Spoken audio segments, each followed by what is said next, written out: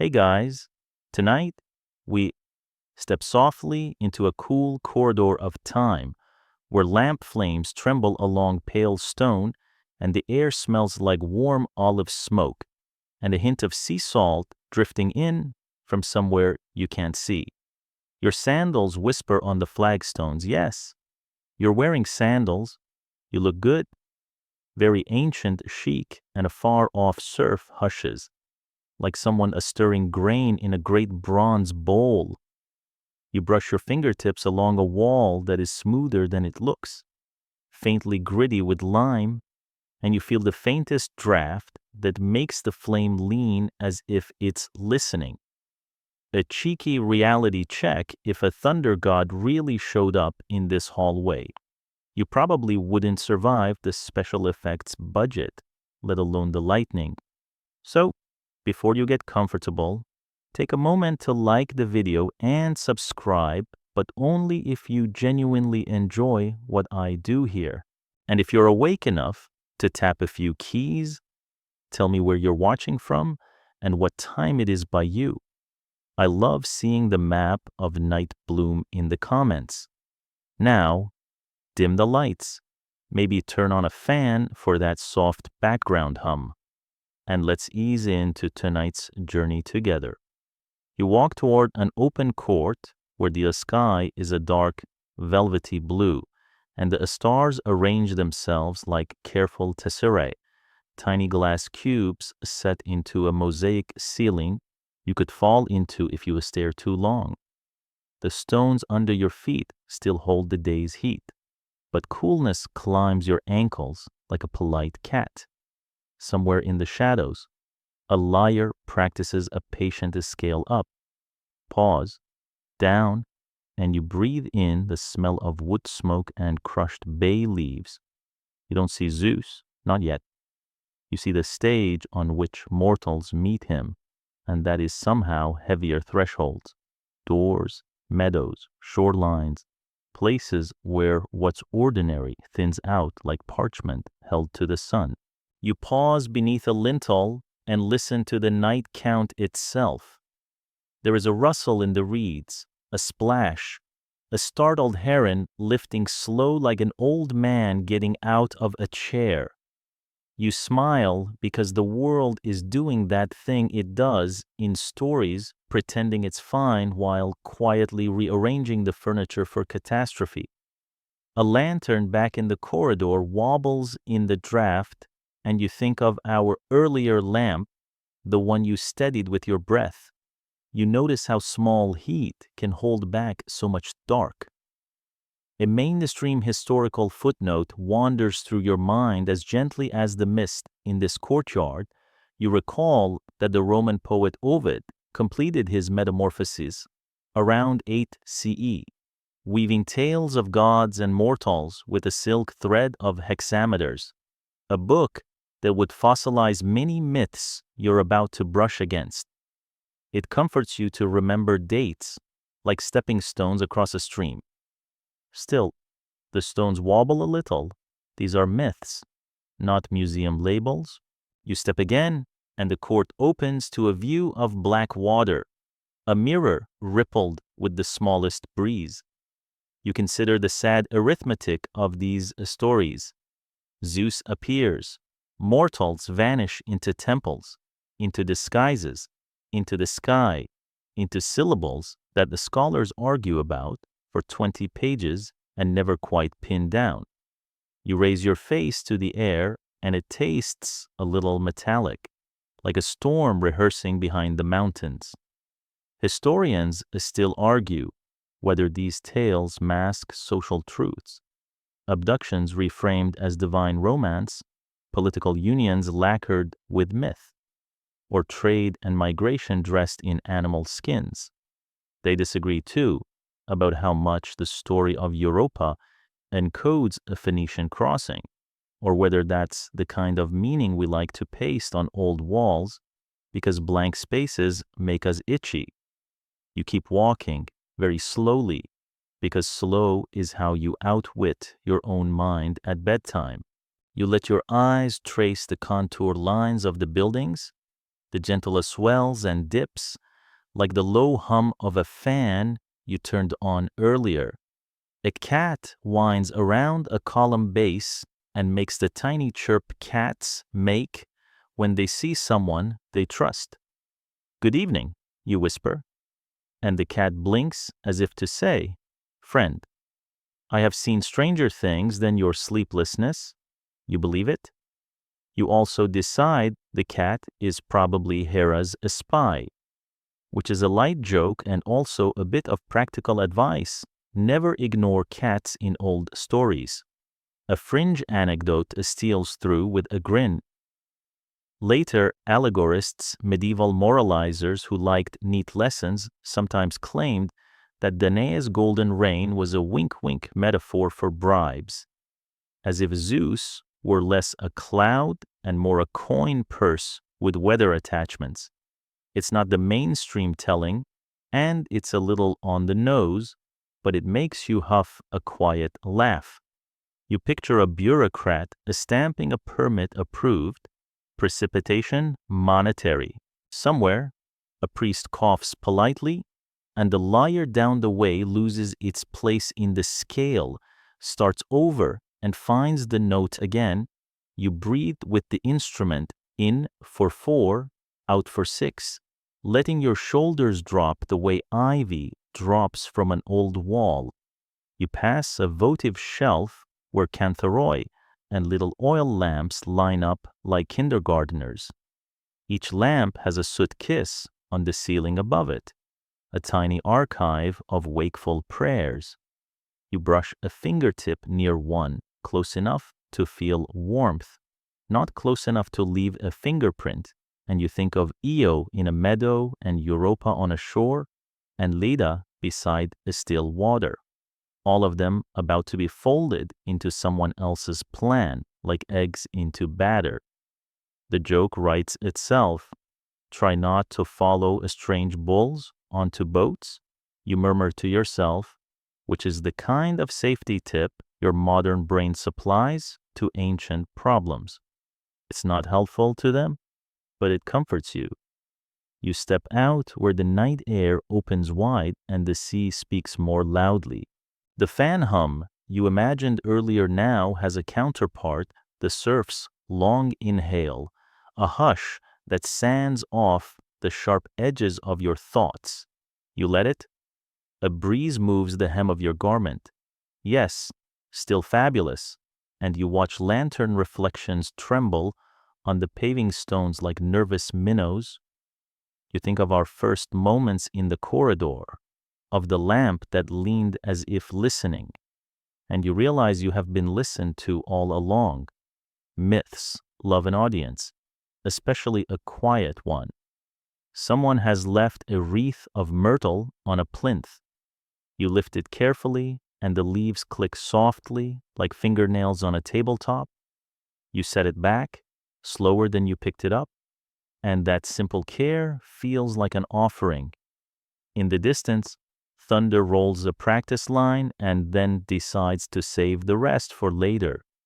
You allow your breath to match that roll, long, low, rumbling without effort. The lyre pauses, and the night plays its own string crickets, solving a fine, steady line at the edge of hearing. It's almost funny. How many instruments conspire to accompany you to sleep? Lyre, surf, crickets, fan, your own pulse politely knocking at your wrist. You sit on the warm edge of a step. The stone holds you like a memory. You trace a groove worn by other hands and maybe by other versions of you, listeners who came before to learn the sad stories and found somehow that sadness, told softly, becomes bearable, like a bruise fading to yellow. You think of Ovid again, the way he liked to end a tale by turning someone into a star or a tree or a bird, because endings are too hard and transformations are kinder to the heart. You tilt your head back so far that the stars blur, and the fan in your room murmurs, a bridge between now and then. You chuckle third joke of the night about the ancient version of do not disturb a thundercloud with a sign that reads, closed for metamorphoses. You stand slower than you sat. You carry with you the earlier images, the lantern light, the olive smoke, the cat's indifferent blessing, and you feel the path under your feet like a sentence you're reading as you write it. Somewhere in the shadows, a statue watches with marble patience. You nod to it as if to an old neighbor. You are ready now, not for heroics, no. Thank you, but for witnessing to move through meadows and doorways and lamplit rooms and watch what happens when power knocks and mortals answer, because that is what people do when the night is beautiful and a story is already halfway written. You step into the next archway, the sea still speaking behind you, the fan still comforting by your bed, and the mythic hallway opens into grass. You step from the archway into grass beaded with dew, and the night feels wider, softer, as if someone has lifted a lid off the world. The crickets tune their fine-toothed combs and rasp a lullaby along your ankles. Mist curls at knee height, a delicate band of silver that leaves tiny cool dots on your sleeves. The sea you left behind keeps up its steady hush, the way the fan hums in your room, faithful and unshowy, a reminder that sound can be a blanket. Somewhere far back in the corridor, a lamp leans again in the draft, your first lamp of the evening, still listening, and the echo of olive smoke rides with you into the meadow. You notice her before she notices you, a girl in linen white, a sash the color of ripened straw, fingers stained with saffron from polishing a small statue's base. She is Io, they say priestess in Argos, where the Heraeon's terraces step down a hillside like folded cloth, and where the goddess cow-eyed is honored in a stone and song. That phrase bupis doesn't mean bovine in the clumsy way. It means wide, dark, glossy, the kind of gaze a painter gives to queens. The mainstream line is steady under your feet. There really was a sanctuary of Hera near Argos, a major center of cult in the classical world, where torches smoked and water basins were smoothed by years of careful hands. You smell damp earth and laurel. Io kneels and hears something in the grass. Not a snake, not the hop of a frog, more like breath thickening into weather. The cloud comes from nowhere, as if the world has a trap door for vapor and somebody flips it. It isn't a storm? Not yet. Just a white animal of air drifting low.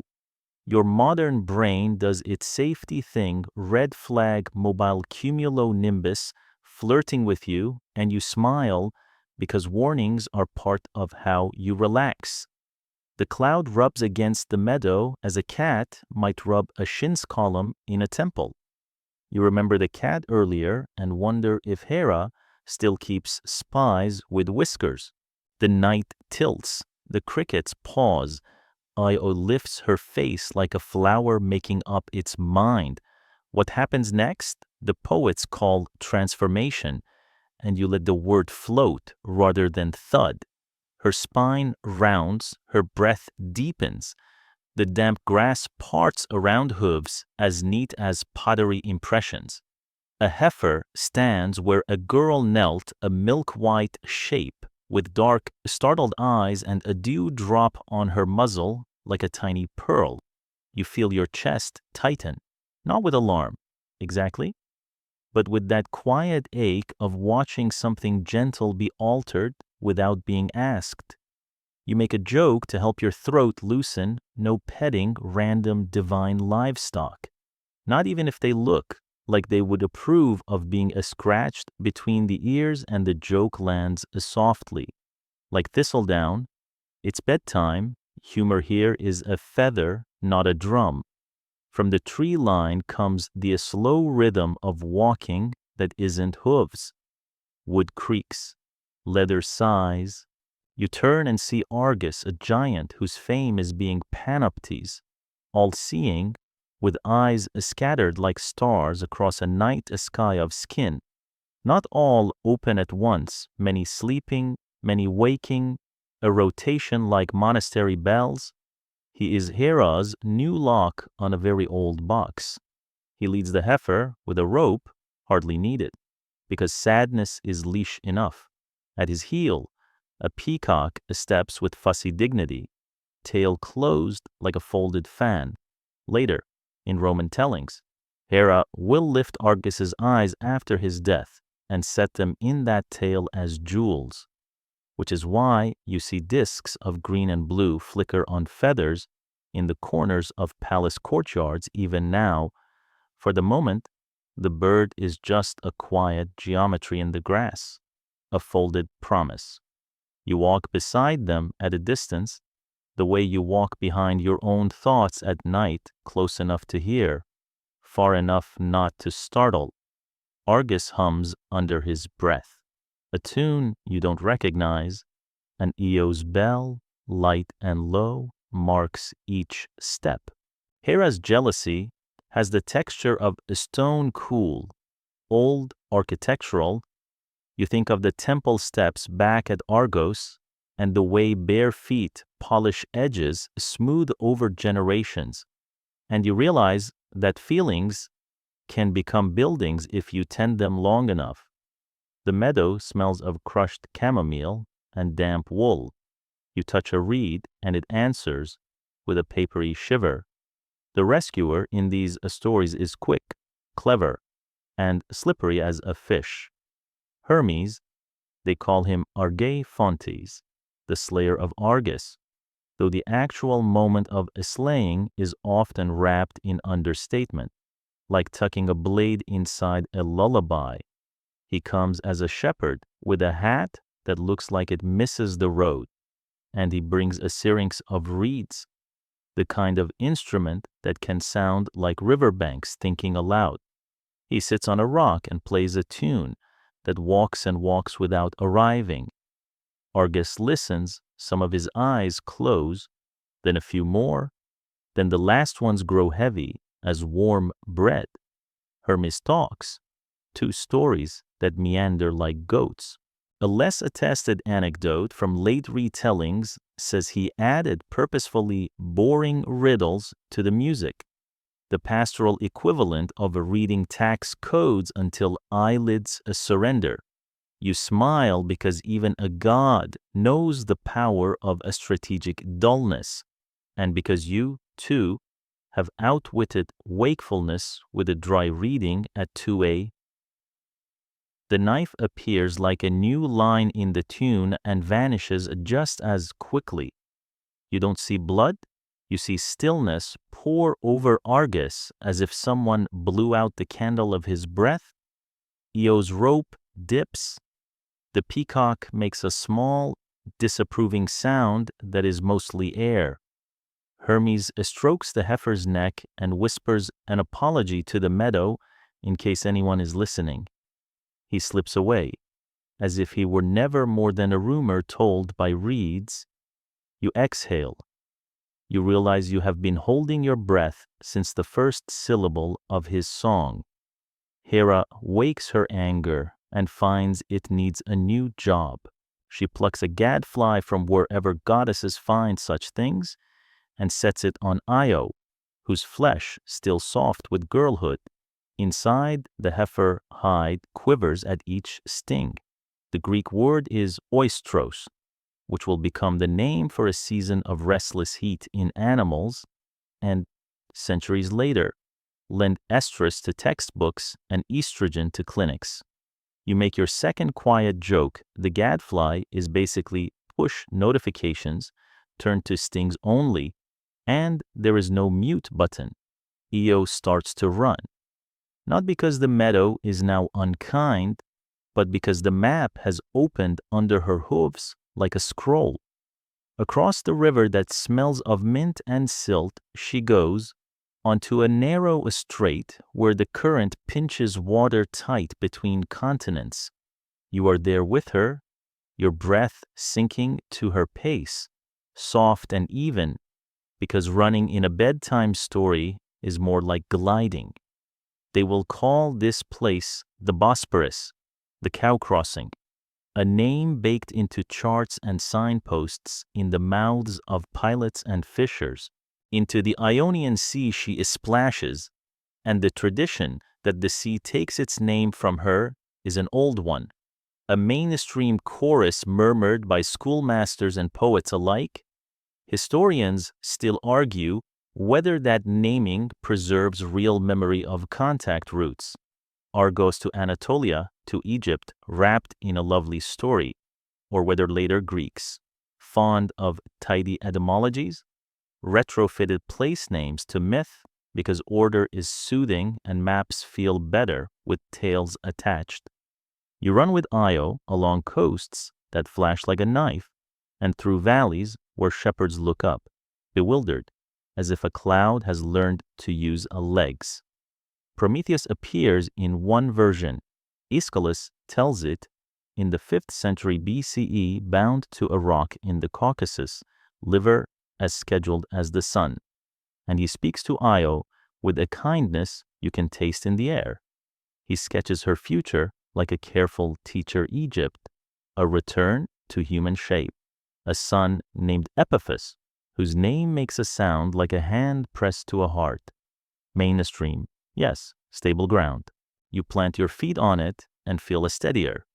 Egypt arrives as a smell first wet black earth, barley, smoke curling from low hearths. The Nile spreads out like a green sleeve, and cranes stand with the poise of calligraphy. In some versions, Io becomes Isis or is honored as if she were. In others, she remains simply Io, given rest and a place in the cool of a temple to breathe the way a heifer cannot.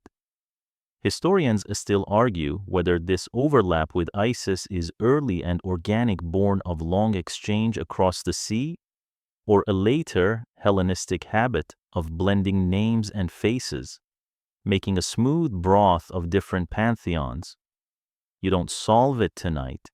You let the question ripple like heat above a field. A peacock stepped into the reed shade, slow, ceremonial, tail opening with the sigh of a fan. The eye marks spill their quiet galaxy, and you remember Argus's watchfulness and the lamp back in the hallway leaning, and you think about attention, how it hurts and heals. A third light joke arrives with its shoes off. Argus was the original parental control setting, with 100 eyeballs. Nobody sneaks snacks after dark. Even Hera smiles a little at that in your imagination, and the peacock agrees with a modest shake of his crown. You kneel and touch a papyrus stalk. It squeaks faintly, the way new balloons do. The air at your skin is warmer here, a wrapped-up warmth like bread proofing on a stove. The gadfly has fallen behind. Io lowers her heavy head and lets you scratch the soft groove between horn and ear, the place every cow closes her eyes for, and the gratitude that moves through her fur is like a tide you can feel in your wrist. You lay a myrtle leaf on the step, thinking of the old wreath you handled earlier, and you're surprised at how often tiny gestures feel like yeses sent to large, unsolvable things. Some late emblem writers, this falls firmly into the quirky column, like to say that Io's fly stands for conscience, the little stinger that goads you toward better choices when the big gods are too busy being public monuments. It's not widely attested. More Renaissance hobby horse than classical backbone. But the idea hums pleasantly as you lie back in the grass. You count the breaths between cricket notes. You can almost hear Hermes's reed tune mixing with the fan in your room until both songs smooth to one long exhale. A cat hops onto the low wall beside you and pretends not to look. You pretend not to notice. Between the two of you, a truce as old as temples sits down and purrs. You think again of the first corridor, of the lamp that leaned toward your breath, and of the warnings your modern self whispers about clouds and cows and consent and maps. Try not to follow strange bulls. You told yourself then. Now you add, gently, and if a fly won't leave you alone, walk toward water. You listen to the Nile talk itself into the sea. The night folds its wings, just a little, and Io girl, heifer, pilgrim breathes beside you in a way that slows your own breathing without asking. You're ready to move on when she is, but for the moment you rest, because even myths need a pause between stings. The grass, the water, the far-off surf, and the house fan are all on your side. The peacock closes one eye, then another, until the tail is only green silk in moonlight. Somewhere back in Argos, a priest sweeps a threshold clean and hums a tune that walks and never arrives. You taste salt on the breeze as warm foam slips around your ankles, and gulls drift like unhurried commas over pale sand. Morning light lays a clean ribbon across the bay. It isn't hot yet, just bright enough to turn each wet stone into a small mirror. The air smells of seaweed and sun-warmed rope. You remember the leaning lamp from the first corridor, and the fan's a steady hush. The shore copies both gold flicker and soft white noise, so your shoulders drop without being asked. She stands where the water fingers the beach, a basket at her feet and crocus dust bright on one thumb. Europa Tyrian in most tellings, daughter of Agenor, laughs with her companions and stoops to choose another flower. Indigo trims her sash, a dye her people work with pride. Reeds behind her whisper a patient music that reminds you of Hermes's tune in the meadow. The bull looks, at first, like a trick of distance, pale as salt, smooth as driftwood, horns like quiet crescents. He does an unbull-like thing, he kneels. Europa extends her hand and strokes the warm slope between horn and eye. The animal breathes out a velvet fog. Your earlier safety tip returns. Try not to follow strange bulls, and you add, gently, that warnings are small lanterns we hold up for one another. Her friends pluck flowers with more excitement than caution. White narcissus, blue hyacinth, red anemone. Here is the quirky embroidery, clearly less attested but delicious. Some Hellenistic storytellers say Europa's basket was wrought by Hephaestus and gifted by Aphrodite. Its rim engraved with scenes of Io and her long cow crossing as if myth liked to wink at itself. You think of Io's gadfly, your own buzzing thoughts, and how both quiet down near water. The bull rises when Europa wreathes his neck. He turns so she can climb on and waits with practiced patience. Joke 1 floats by like a gull. This ride share asks you to rate the driver king of the gods, would summon again. You smile and keep your voice sleepy. There is no saddle, no bridle, just hands in glossy hair and knees taut by long walks. Laughter on shore frays at the edges into question. He wades in ankle, shin, knee.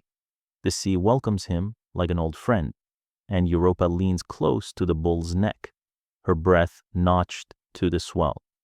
Gulls lift, settle, lift again. Reed music thins into open blue.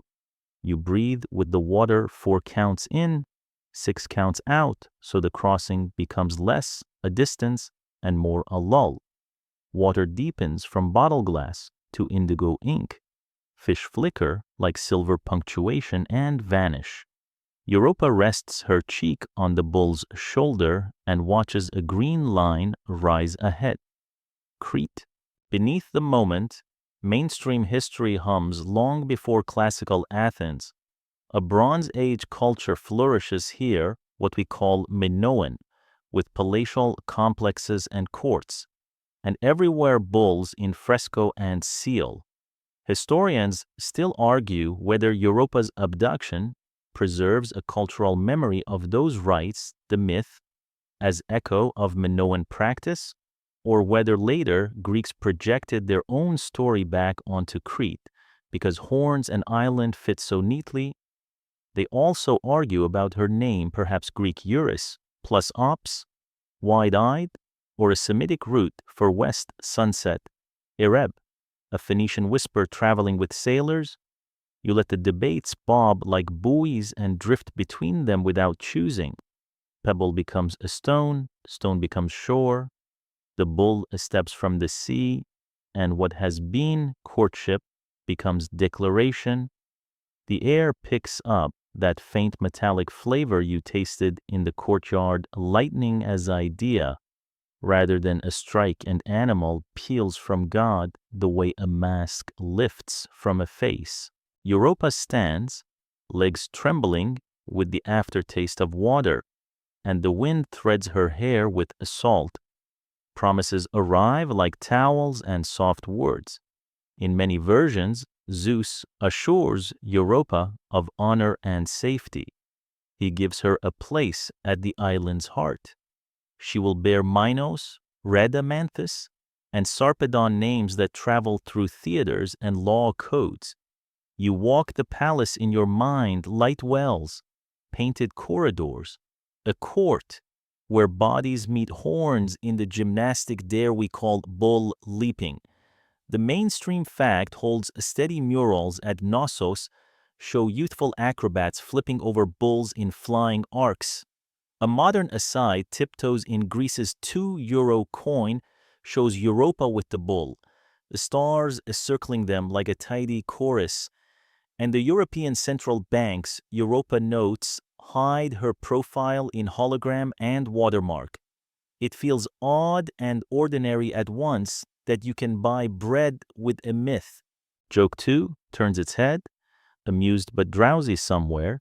A barista hands you change and, without knowing it, returns a small goddess for your pocket. You find a little shrine in a side court where the air is still and kind. You set a sprig of myrtle on the ledge, repeating the small act you made beside Io. Repetition makes a path through feeling. A boy practicing the double pipes in the next room loses his place, laughs under his breath, and begins again. The sound recalls Hermes's meadow tune and your own breathwork from the crossing.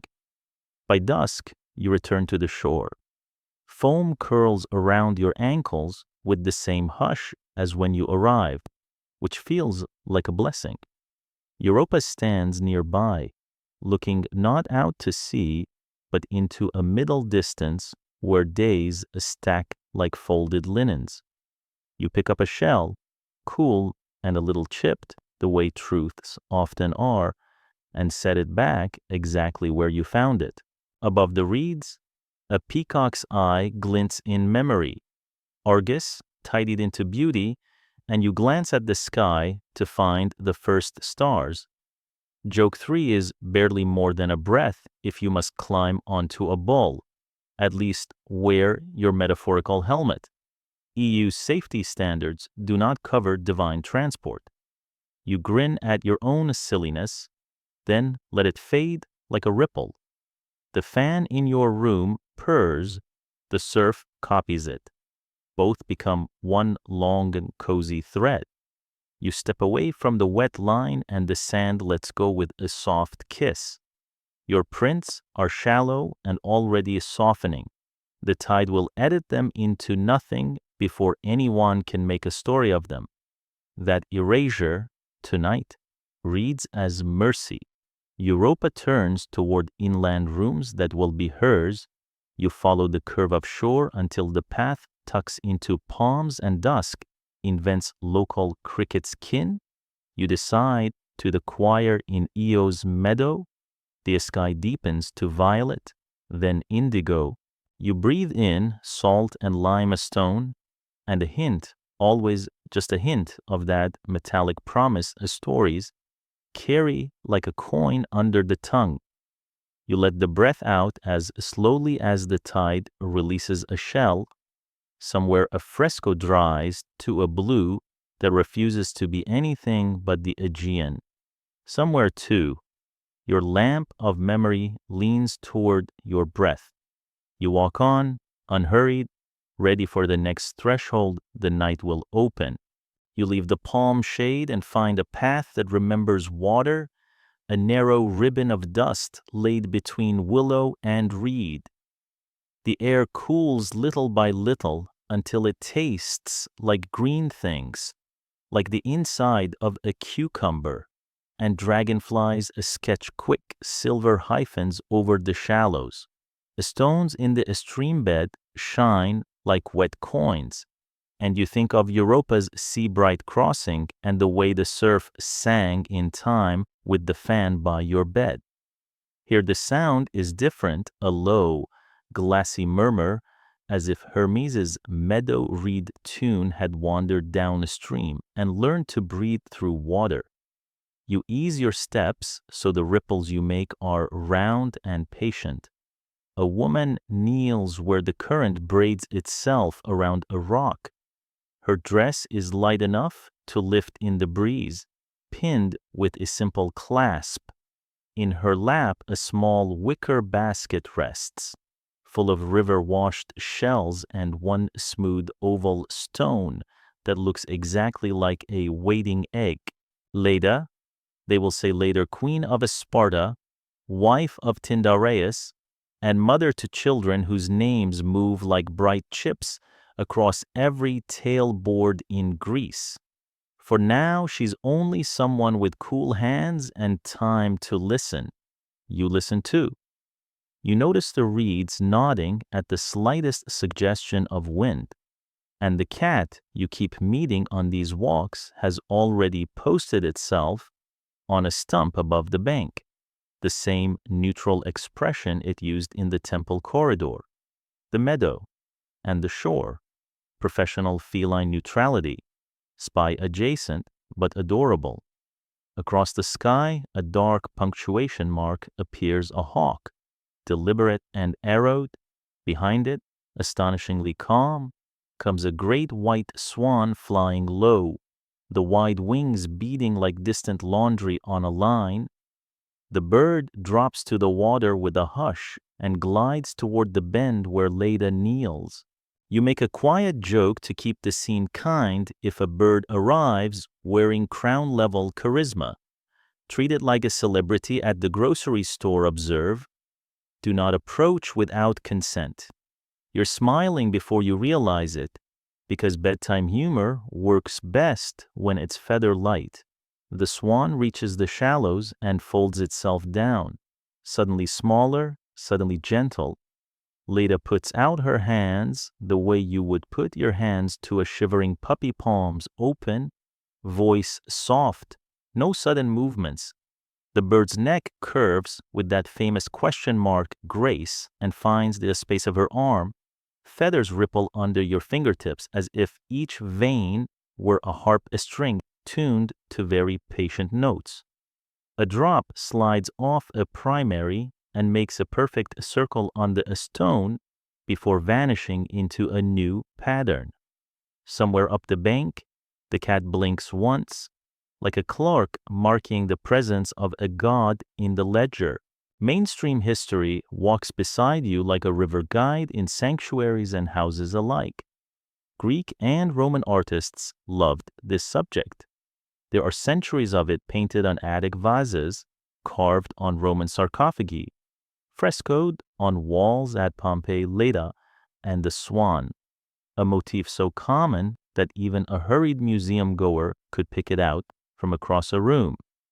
In another current of the tradition, Leda's children arrive from an egg, sometimes two, hatched into Helen and Clytemnestra, and the Dioscuri, Castor and Pollux, Pausanias, that tireless 2nd century traveler, even reports being shown an egg at Sparta, hung in a temple as Helen's.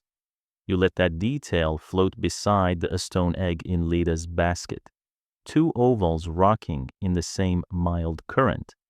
The hawk passes, uninterested, or perhaps paid off your second soft joke, because bribing hawks is not a budget line for most temples. The swan settles deeper and water bells around his breast. The reeds make their papery hush, and in that small music you taste again, Hermes' tune from Io's meadow and the double pipes you overheard in Crete callbacks, stitching these nights together like over-under weaving on a wicker rim. You breathe in for 4, out for 6, and the river obliges by lengthening each exhale into something almost sleep. Historians still argue whether the oldest core of this story centered on Leda at all. There's a rival version where Nemesis, the goddess of rebalancing, turns herself into a goose to flee pursuit, and Zeus becomes a swan to keep pace. An egg born of that cosmic game of tag is later found by a shepherd and given to Leda to rear. The debate comes with side questions how to read the earliest images, whether they stage a courtly embrace or a dramatized struggle, but you leave those for daytime minds. Tonight, you hold the most generous frame you can, a scene drawn with restraint, heavy on water and light on conclusions. Leda's hand rests along the swan's neck, the way you might calm someone wordlessly in a crowded room. The willow shade cools the skin at your throat. You think of Europa's shore and Io's meadow and notice how water keeps staging these meetings. Sea, stream, a straight Nile like a patient host who sets out cups and waits for talk to settle. Joke 3 arrives like a dragonfly landing, weightless and precise if a god insists on bird form. You prefer cockatiel, smaller, less history attached, easier to house train. The cat approves this message by declining to react. A fringe anecdote hums from a lower shelf of memory. A Renaissance traveler, less attested and fond of marvels, claimed that Spartan custodians in his day still showed Helen's egg to guests. A relic hung in a little cedar chest above an aisle. He might have been duped, or he might have wanted to be duped. Either way, the picture of an egg swaying in incense smoke is so gentle you let it dangle here, farther from fact, but lovely as a nightlight. You remember our early row of lamps, each with a soot kiss above it, and the way small heated circles held back so much dark.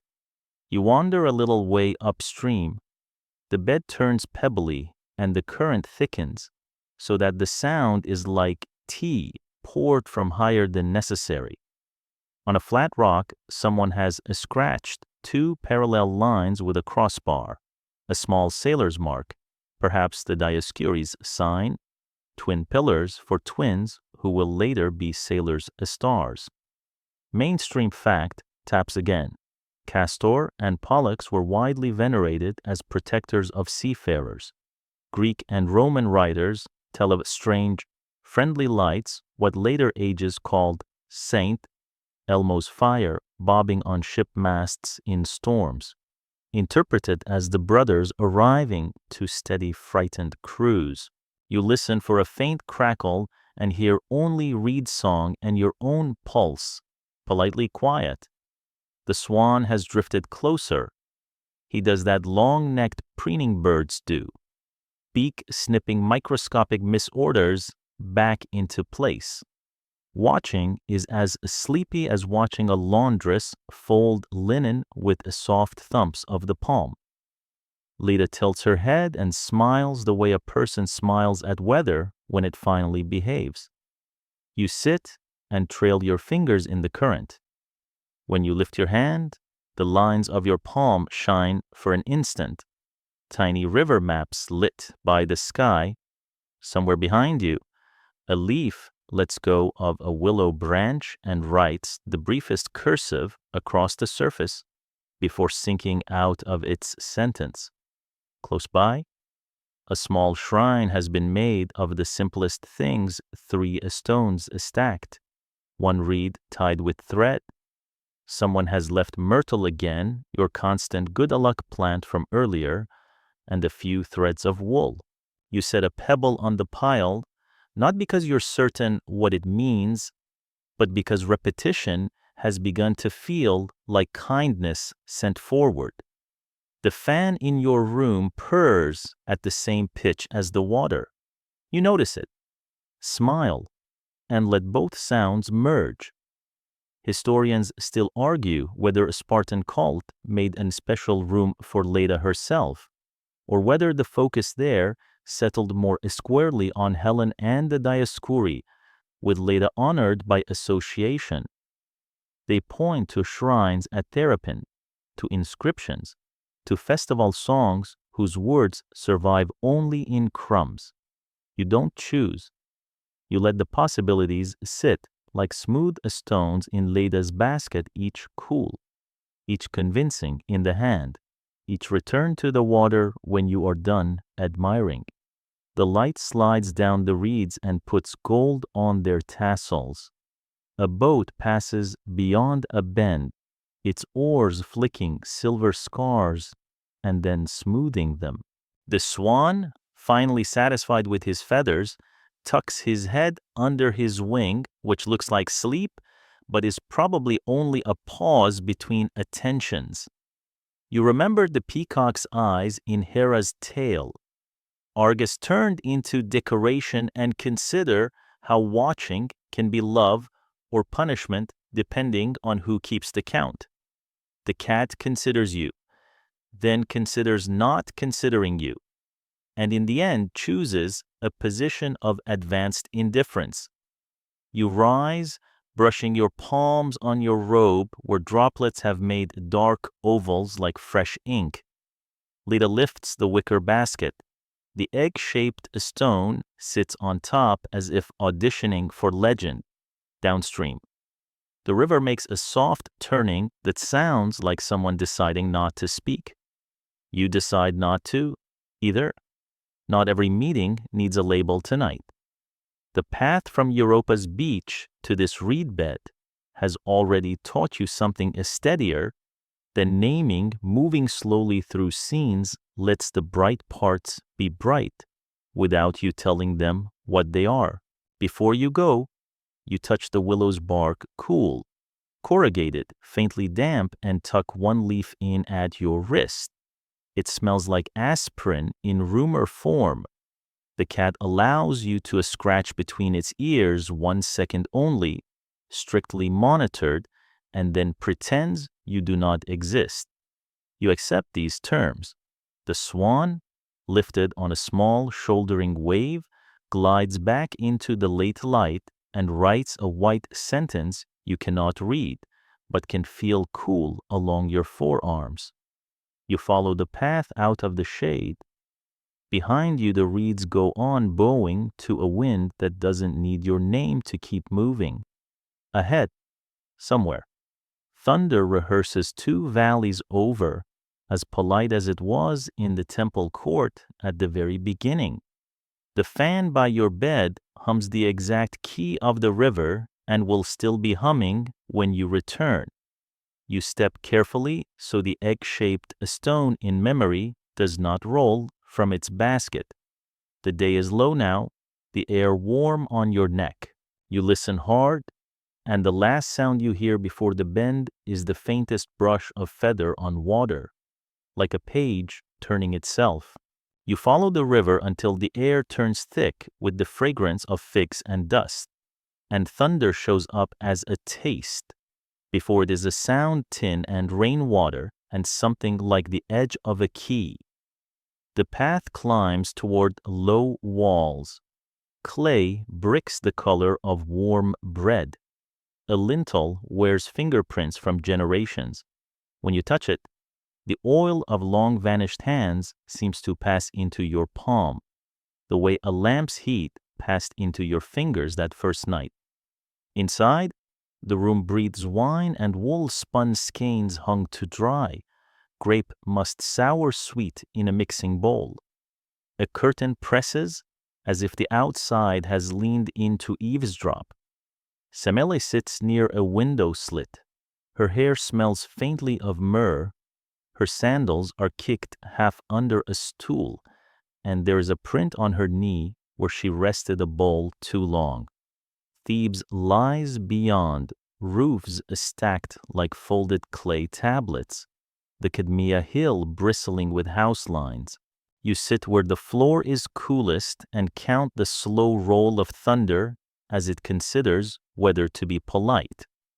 The fan in your room hums the same long syllable. The two sounds make friends and stretch your breath until your ribs feel like an instrument tuned down for evening. He comes like weather that has learned manners a traveler's cloak, dust, a smile that pretends not to know your name. When he laughs, the windows change their minds about being closed. Your bedtime brain supplies a safety advisory if a suitor tracks a storm indoors. Check the household fire plan, and you smother a grin because the house cat, of course. There is a house cat has stationed itself in the doorway like a tiny doorman and would absolutely deny entry to any lightning without a proper invitation. The cat blinks, it remembers you from the corridor. The meadow, the reeds, it is still audited by Hera, probably, but unionized now. Mainstream history drifts in like cool air. Thebes is fertile ground for stories of Dionysus. Playwrights, from Aeschylus to Euripides, set scenes here. And in historical Athens, the city, Dionysia festival becomes theater's great engine.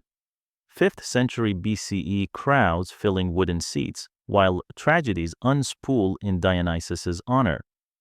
The god's birth narrative double, difficult, stitched to lightning threads, those dramas like a secret a string.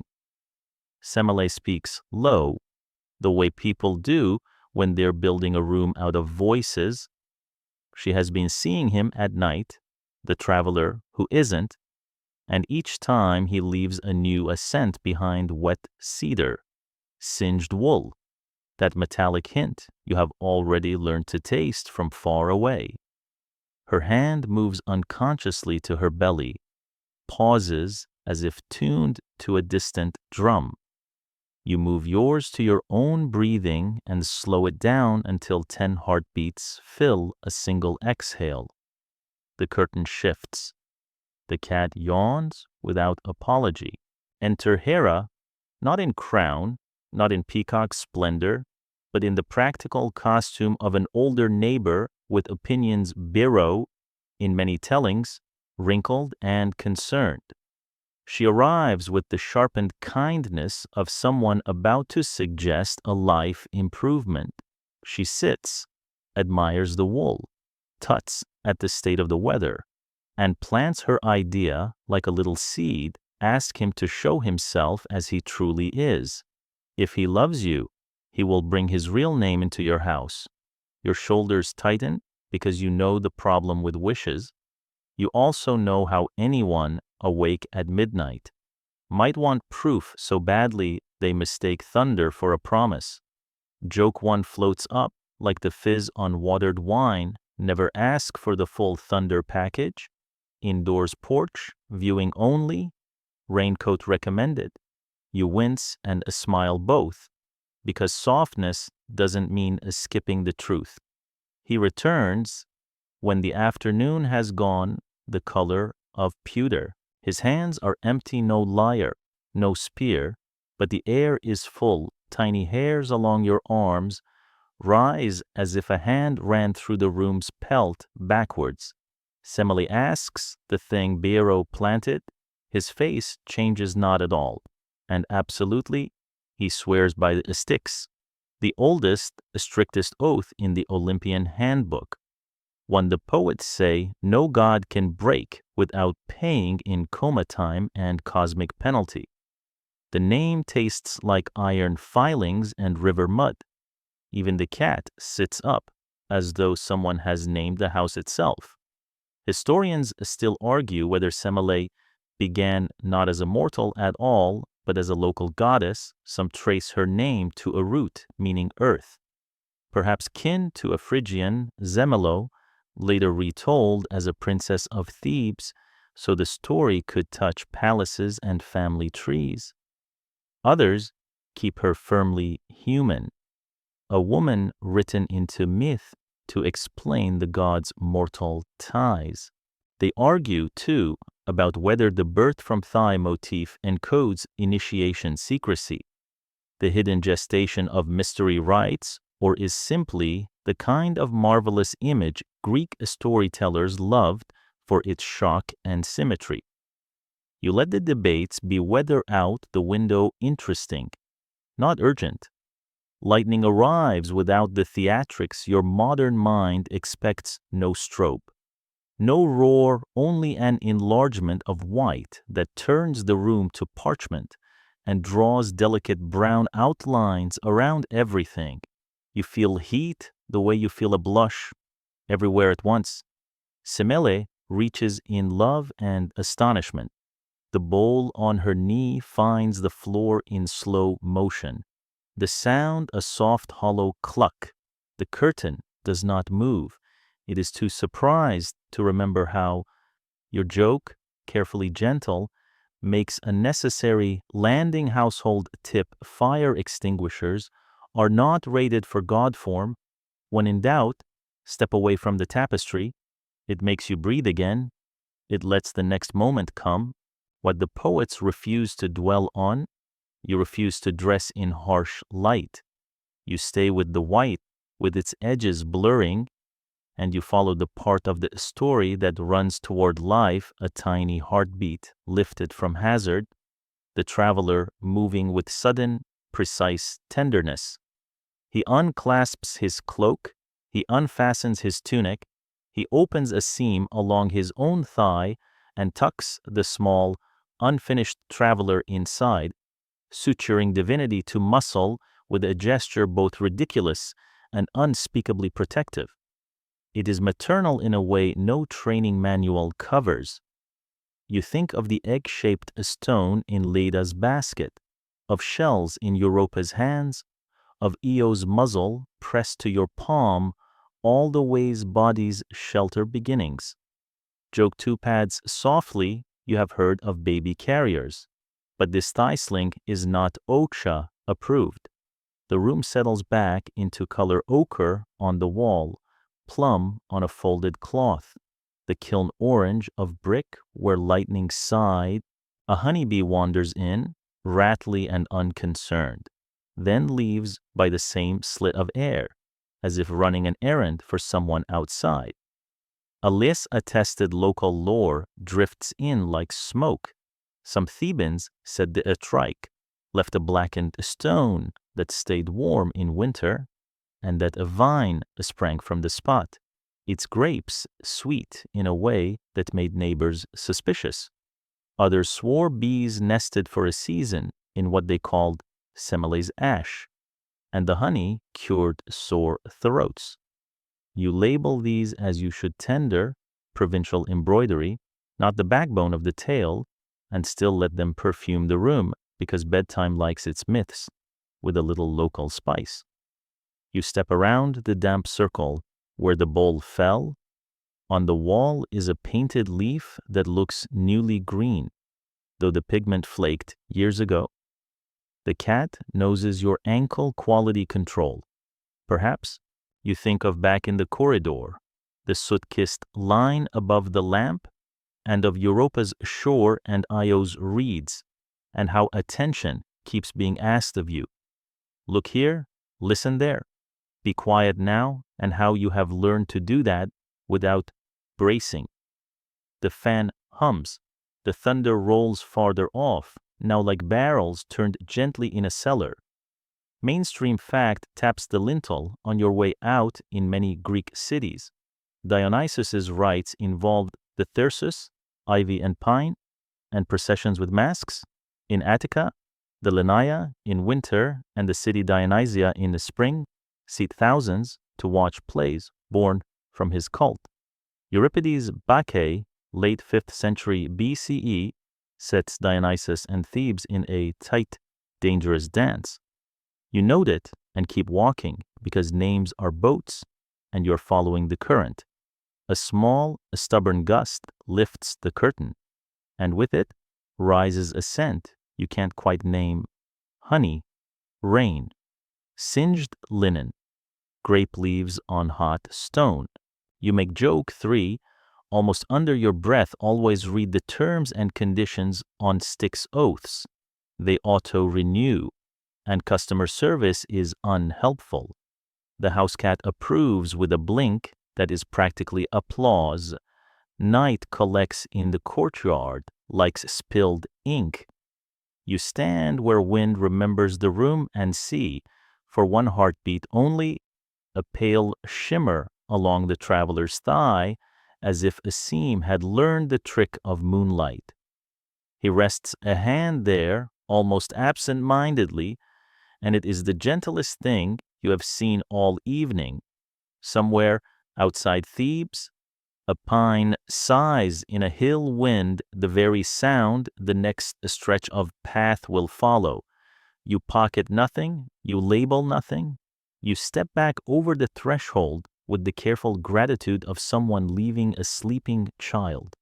The street takes you downhill with such ease your feet feel like leaves.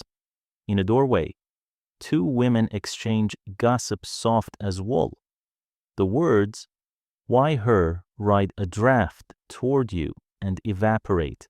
You think of Hera's cool architectural jealousy, of Argus's eyes made into decoration, of Leda's willow shade and Europa's bright shore, and you wish all the mortals good shoes and reasonable neighbors, which history rarely supplies. You turn at a corner where someone has drawn a vine on plaster, green and careless, and you touch the spiral the way you touch the willow's bark. The spiral says, keep going, keep soft. Past the last house, the dirt path brightens under stars. Crickets take over from a drum's a choir you know by now. Ahead, the silhouettes of pines step down the slope like dark, friendly giants.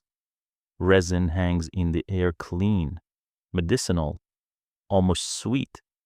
You remember the first lamp leaning toward your breath and let your breath lean toward the trees. The wind from the ridge is cool enough to lift the hair at your wrist and to make the curtain in Semile's room stir again far behind you, as if the house were exhaling at last. The path lifts into pine shade and the temperature drops like a kind hand to the forehead. You rest your back to a resin-scented trunk while needles whisper overhead and the brook clicks softly over pebbles. A pocket metronome for breathing. Sap glows in little amber beads where the bark is scored. You catch faint sweetness with each inhale, clean and medicinal, and it reminds you of the honey smell that slipped through Semile's room after the white brightness ebbed. The fan by your bed hums in the same slow key as the water, and the 2 sounds file your thoughts down to a round edge. A clearing opens the size of a family's table. Prints scatter the dust deer, fox, something wide, padded, and careful. A bough leans against a stump. A quiver sleeps beneath it, and a tiny altar of 3 stones holds a sprig of myrtle someone has laid down with the diffident precision you've been practicing since the lamp leaned toward your breath in the very first corridor. A cat, Of course, there is a cat has chosen a sun patch at the edge of shade and is practicing the ancient art of pretending to nap while reporting to Hera. You give it a respectful nod. It performs the blink that passes for acknowledgement among professional spies. She moves through the trees like weather you wish for soundless. Sure, carrying cool in her wake, Callisto most beautiful. They'll gloss it later Arcadian, a companion of the hunt, sworn to Artemis the way a star is sworn to a pattern. Her hair is bound in a knot that looks like it would undo itself if you exhaled too sharply. A deerskin falls from her shoulder, not decoration, but tool. She drinks from the brook and leaves the neatest oval of water on a stone, the way Leda's swan left circles when a drop fell from the primaries. You feel the tiny click of connection and relax another notch. Up valley, a reed tune wanders Hermes's unhurried melody, or else the stream rehearsing his intervals by memory. You smile. These hills belong to Artemis. You sense her in the quiet rules enforced by shade. No loud talk, no scramble, no flames near brush. There's a softness in the light, as if it arrives through wool. You think about how often water has staged meetings on these nights: Io's meadow mist, Europa's sea, Leda's river, and here the water is a confidant again, but colder, shrewder, and very old. The trick begins with footsteps you trust. Artemis enters the circle as Artemis tunic and bow, crescent suggestion at her brow. Even the cat grants the figure a private respect reserved for deities who patrol after sundown. Callisto's face opens with that relief you feel when your favorite person arrives carrying the weather of safety. If you've learned one bedtime safety advisory from these walks, it's this: if someone shows up looking exactly like your boss and best friend, ask for the secret handshake. You don't say it out loud. You just file it beside. Don't follow a strange bulls in your growing pamphlet of myth-side common sense. What happens next? The poets tell 3 ways, and you hold all 3 gently so none has to win. In one, the goddess remains the goddess, and the embrace is only the embrace of favor and pride. In another, Zeus borrows the likeness you would never doubt, and what should have been safety becomes a door without a handle on the inside. In a third, he comes as a man, no disguise. Only timing and the Groby's rules snap under the weight of want. You leave the angles unclenched. You stay with the sensory, the cold of the brook in Callisto's hand, the faint rasp of pine when a shoulder brushes bark, the way a swallow writes a quick, dark script against the light, and nobody reads it until afterward. Mainstream history pads in with pine needles stuck to its sandals. Greek and Roman art return to Callisto again and again. Vase painters love the moment of discovery when her pregnancy shows beneath the tunic. Sculptors and fresco painters like the transition scenes, woman to bear, nymph to constellation. Ovid's Metamorphoses in Book 2 lays the story out with a storyteller's care centuries after Aratus, whose star poem maps the bears wheeling around the pole. Even Homer, in the long salt breath of the Odyssey, names the bear that alone has no part in the baths of ocean, a sailor's fact that turns into a myth's aftertaste. You look up through the pines at the daylight sky, no stars yet, and still you feel a circle turn. The discovery, in most tellings, belongs to Artemis. The hunt returns dusty and laughing. The little pool becomes a mirror. Tunics drop. Water takes what it is given and gives gleam back. Callisto hesitates. The water can't help itself and tells the truth. Historians still argue whether the punishing hand belongs to Artemis, protecting her vows with the hard logic of a rule, or to Hera, deflecting her architectural jealousy by building a new, cruel room for someone smaller to live in. They argue, too, about the oldest shape of the story was Callisto, once an epithet of Artemis herself, Calliste, the most beautiful, with the bear, a sacred face of the goddess in Arcadian hills? Or was she always a separate nymph, a mortal folded into a divine household, later to explain a night sky and a grove's habit of whispering? You stack these questions like smooth stones on the altar and leave them there for daylight. Fur arrives like weather. Flesh remembers other ways to be safe and chooses one. You watch, not the drama, but the small physics hairs rise in ripples as if a breeze runs under the skin. Fingers forget how to oppose and become clever. Blunt pause. The human breath does not know whether to speed up or slow down and compromises with a long shiver. The bear stands where the woman stood, brown as the bark, eyes full of a complicated knowledge you recognize from your own late-night mirror. Joke one lands like a pine cone. Soft and exact forest safety tip if the dog you meet has plantigrade tracks and a future in a star catalogs. Back away with dignity. From the long light of a year later, time slides as gently as shade. Her son is a boy with a hunter's hand. Arcus moves like a creature, the forest signed off on light a step.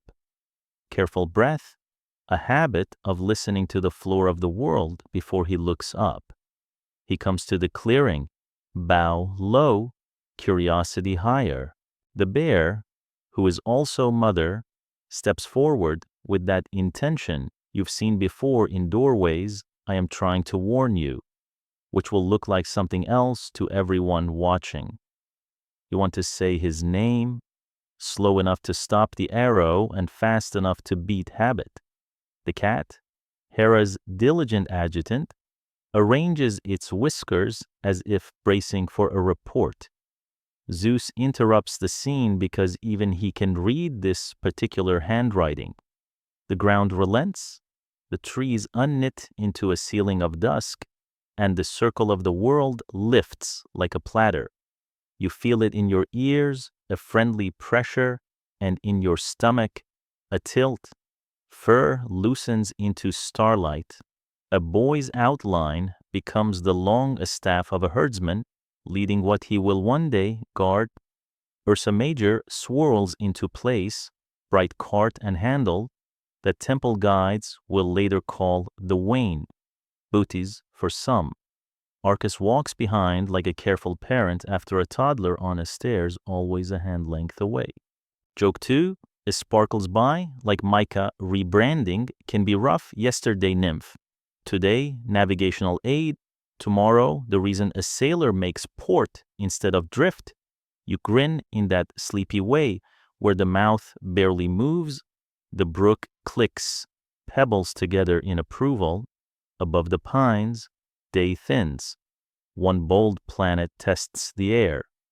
A less attested local embroidery floats in like wood smoke from a shepherd's fire. A traveler's journal of marvels once claimed that in Parasia there was a stone with 5 claw marks they said the goddess left when she leapt away, and that in a certain cave the air always smelled of milk even in winter because Callisto once slept there. You know how to label it provincial mythography, not the spine of the tale, and still you set the clawed stone beside Leda's egg-shaped pebble and Semile's warm blackened threshold in the cabinet of tender not-quites you keep for bedtime. Historians still argue whether the famous bear rites for girls at Broron in Attica, the little Arctoi bears who danced and wore saffron, have anything to do with Callisto's Arcadian story, or whether the parallels are coincidence that comes from bears being, well, memorable. Some see totemic threads reaching back into pre-Greek hill cults. Others warn against knitting every paw print into a single path. You don't adjudicate. You breathe resin and let both possibilities be true for a minute. The way two constellations can occupy one patch of mind without bumping, mainstream fact settles beside you like a park ranger with a star chart. Aratus, in the 3rd century BCE, describes the bears circling a point that is not yet a bright pole star. Sailors steer by them. And Herodotus credits Phoenicians with teaching Greeks to watch the smaller, subtler little bear for truer courses. Homer's line about the bear never bathing in ocean lives in your ear. Practical sky knowledge sandwiched inside a voyage story. And you picture a helmsman keeping the cart to his left all night? The way you have kept your fan to your left all evening, both voices you steer by without looking too hard. A third joke tiptoes in, wearing felt slippers if a stranger arrives claiming to be your goddess. Run a 2-step verification. Ask her to identify the campfire story from last solstice or the inside joke about the fox that stole the lunch. Even the cat quirks one whisker at that. Hera's espionage guild appreciates best practices.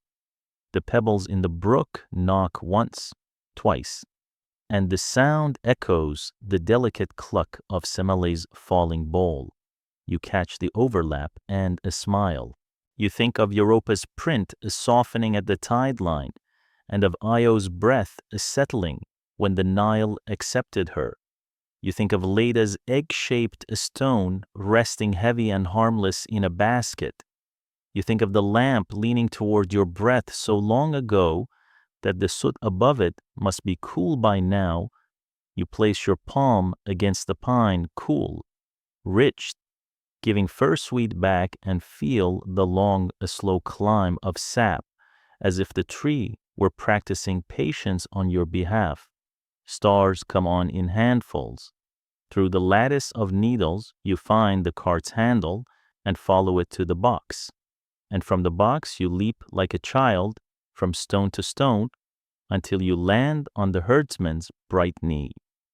The air acquires that faint metallic taste.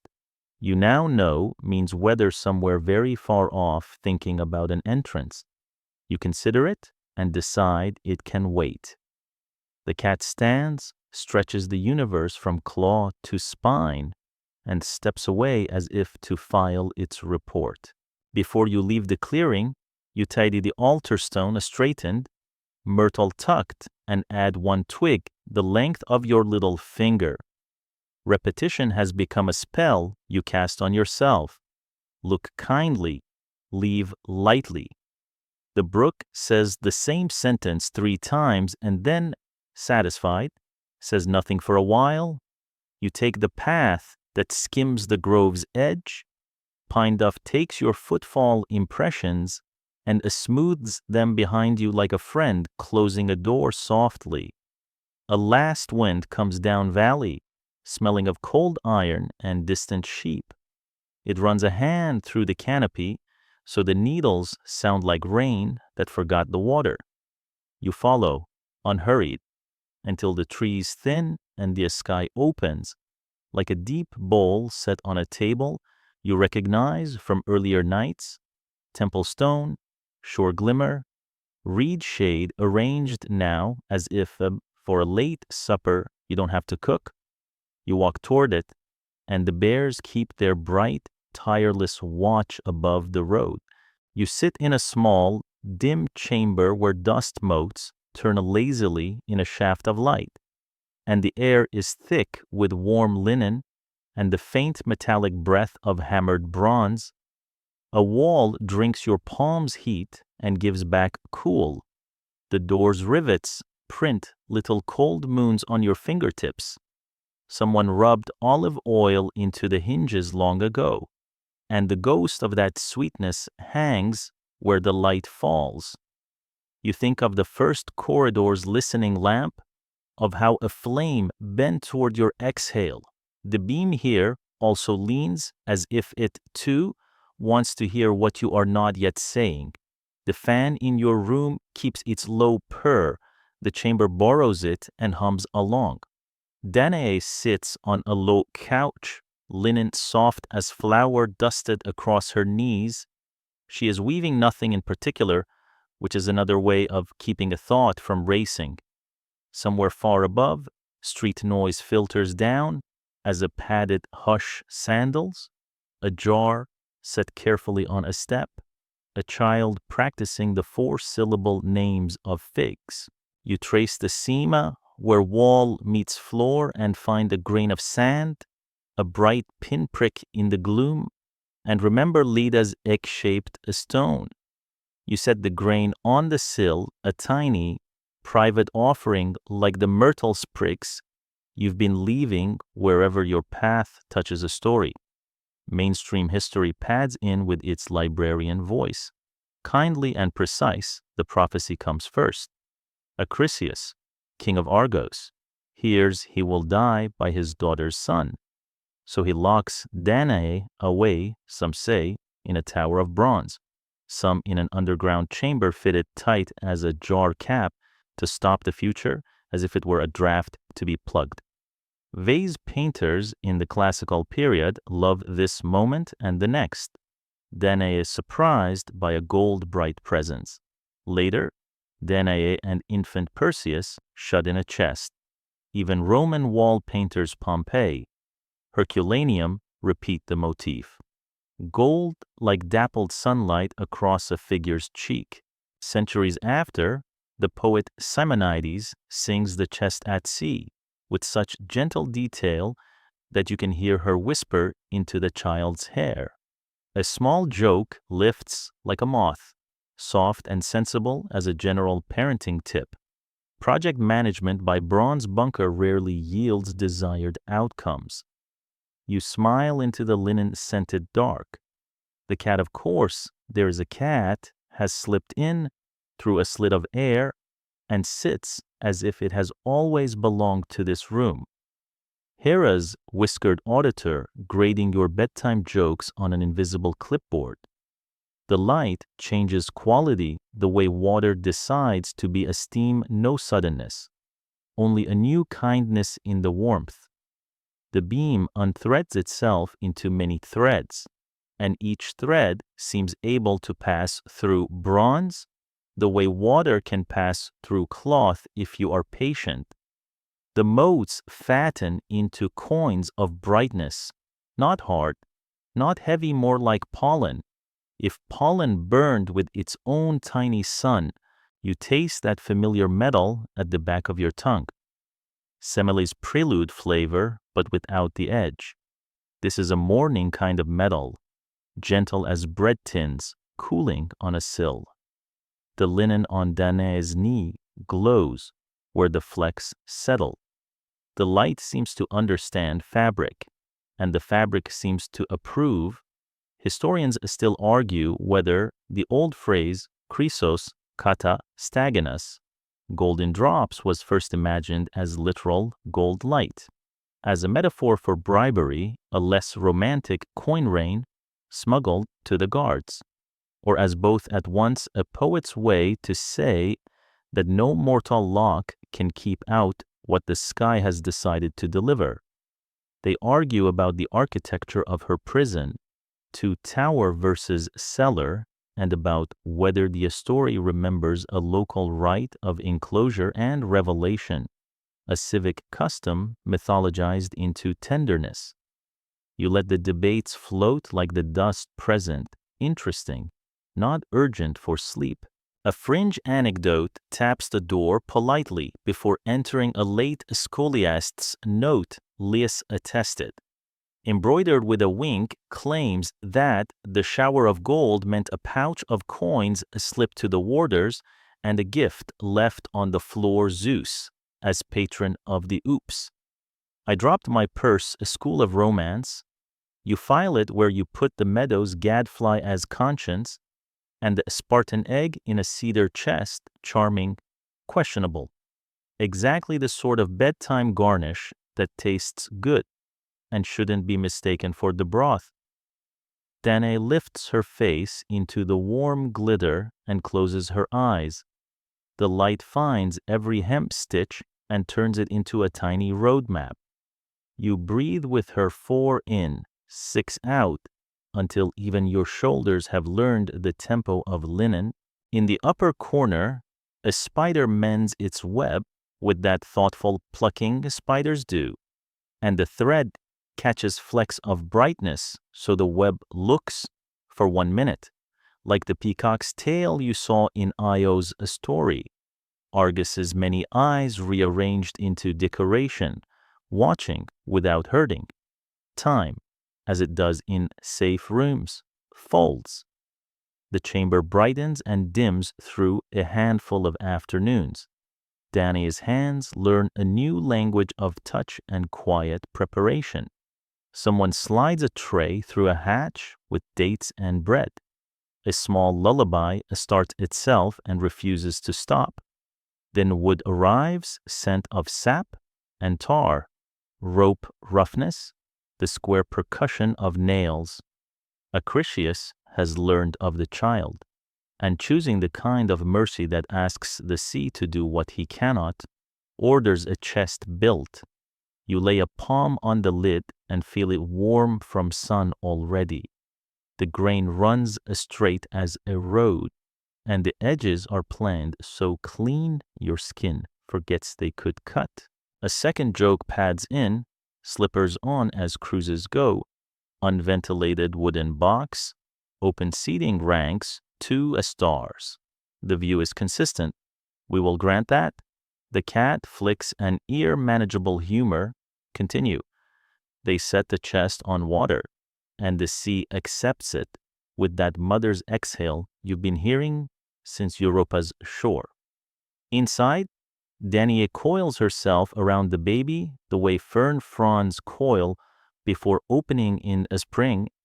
Simonides' old lines hover like a half-remembered melody, she whispers to Perseus. Promises bread and daylight, lies about the waves in the kindly way all parents lie to fear, counting them not as threats, but as sheep. You press your ear to the plank and hear the hollow drum of knuckles rapping somewhere deep. The fan by your bed pairs its hum to the hull's knock, and suddenly the ocean is the gentlest thing you know. The night the chest believes it will never see land. Orion wanders low across a cloudless patch and seems to pace the lid like a guard. You think of Callisto's wheel of stars, of how gods make and unmake constellations as easily as you adjust a blanket, and you feel the old safety of skycraft sailors, since Homer, steering by the bear that bathes not in ocean, Phoenicians teaching Greeks to watch the smaller bear for truer courses. You let those mainstream facts be tall stones you can lean your back against. Morning brings an island the color of bread heels. The chest noses sand and rests its whole weight with an audible relief. A man with a net across his shoulder comes down to the glitter line, whistling a tune that tries to sound like Hermes's reed song, and mostly succeeds. Dictys, whose name means net, a tidy nominative destiny splashes out and works the lid with a simple kindness that feels larger than the beach. He lifts the baby first, always lift the baby first, and then the mother. And he says the sort of words islanders say when the sea returns people to them.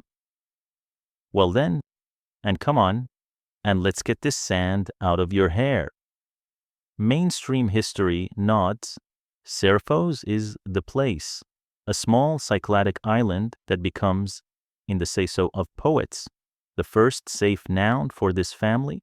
A third joke arrives like a gull deciding to land trip review crew, attentive thanks. Dicties, amenities sparse, one plank, entertainment value high if you enjoy counting waves. You grin? Barely, because bedtime laughs are featherweight on purpose. The cat inspects the net and finds it acceptable, which is high praise from Hera's most exacting auditor. Danaë and the child live quietly. The island smells of fennel and fish, and the wind moves little white sails across the channel like clean handkerchiefs. In the marketplace, someone sells combs carved from olive wood. You thumb one and remember Leda's willow shade and the swan's patient preening. The way order can be love. News spreads, as it always does, 2 fishers, 1 potter, 3 gossiping geese, and eventually Polydectes, the island's ruler, invents a problem that requires Perseus to leave and be heroic far from home. You soften the edges on purpose because sleep does not need sharpness. The boy grows into a careful young man, and with the help of certain gods, Athena, with a mirroring shield, and Hermes, with a blade that remembers air, he ends a monster that makes hurt from looking. Much later, he will return and find a way to set a room full of trouble into harmless a stone, which is one of those moral physics bedtime appreciates difficult people. Given time and a glance at their own reflection, stop bothering anyone. A less attested island anecdote floats in like a corked bottle. A local storyteller once claimed that the chest later served as a cradle for other infants in bad weather set by the hearth. The old salt knocked out of its seams. A charm is scratched on the lid against rough seas of any sort. You place it on your low shelf of tender maybes with Semele's warm stone, Leda's temple egg, and the claw-mark rock in Callisto's hills. The peacock enters only as a memory, glint the eye on a feather, the watchfulness that can wound or guard. You look up from the beach and find a cloud that looks briefly like a jeweled fan, then like nothing at all. You notice, not for the first time, how many women in these stories have the job of outlasting weather until the weather remembers mercy. You also notice how many helpers step in, without trumpets a shepherd who tells a truth on a mountain, a fisherman who says, "Come on," in the exact right tone. You tuck those helpers beside Dictys's net, Hermes's reeds, and your very own fan, which has kept time patiently through all this, the quiet metronome you steer by when debate and detail could otherwise wake you. Toward evening, the beam in Danaë's old chamber finds a way to reach the island not with blazing gold, but with that kind late light that makes every scuff on wood look like a story instead of a flaw. You set a myrtle sprig on a sun-warmed rock, your old habit, repeat it because repetition calms, and watch a thread of brightness pick out each leaf vein as carefully as a scribe. The sea says, in its big, round voice, that maps end and begin at the same blue edge. You listen, you let the day go slack like a well-wrung net, and think, tenderly, of how many stories start with someone trying to keep a promise to fear and end with someone else keeping a promise to care. The cat chooses your lap as if you had been expecting it, which perhaps you were.